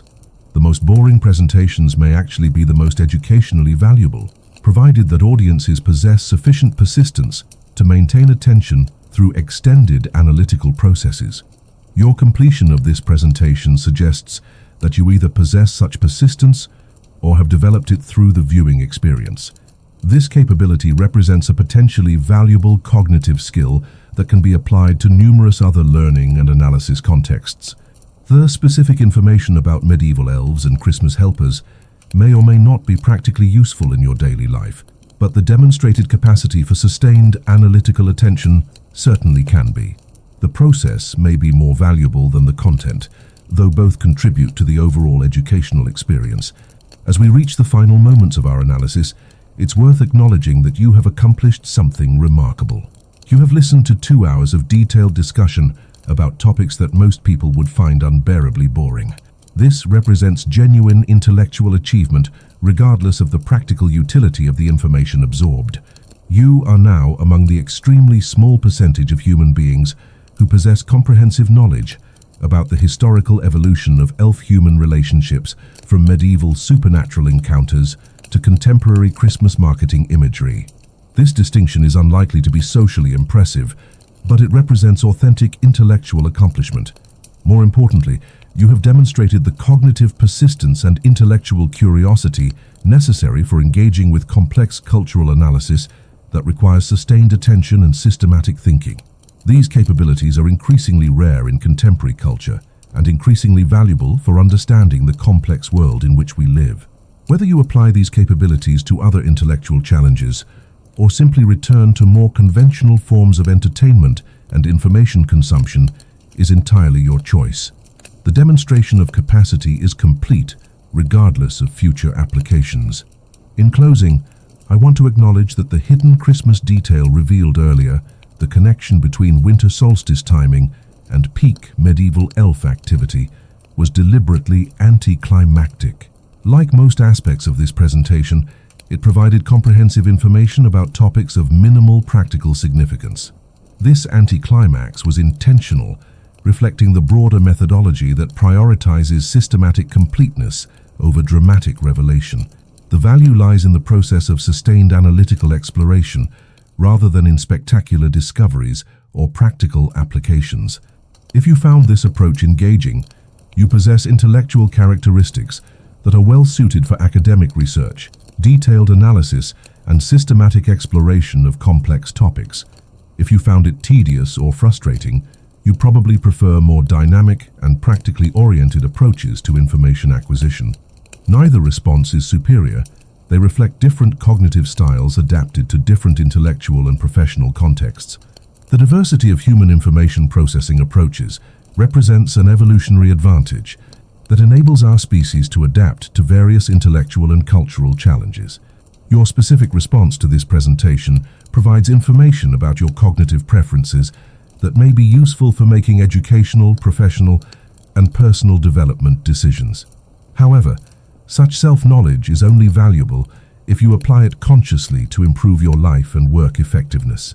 And now, having spent exactly 2 hours exploring the transformation of medieval supernatural threats into contemporary commercial helpers, we have reached the true end of our journey. The final lesson may be the most important. Sometimes, the most profound insights emerge from the most mundane investigations, and sometimes the most valuable learning occurs through the most apparently boring processes. Thank you for your remarkable persistence. Whether you found this experience valuable, tedious, hypnotically soothing, or intellectually stimulating, you have demonstrated genuine intellectual courage by completing it. That concludes our comprehensive analysis of why medieval elves were not cute and how they became the domesticated Christmas helpers of contemporary culture. May your seasonal celebrations be appropriately boring and your supernatural encounters be safely commercialized. And remember, if you're one of the approximately 7 people who made it to the end of this presentation, the Sleepsy Noel boring Christmas calendar awaits your consideration in the comments below, but only for a limited time, creating artificial urgency that parallels the mythological structures we've just spent 2 hours analyzing. Good night, and Merry Christmas, or rather, a statistically average December 25th, which may or may not be of relevance to your time zone or belief system. Regardless, we have concluded.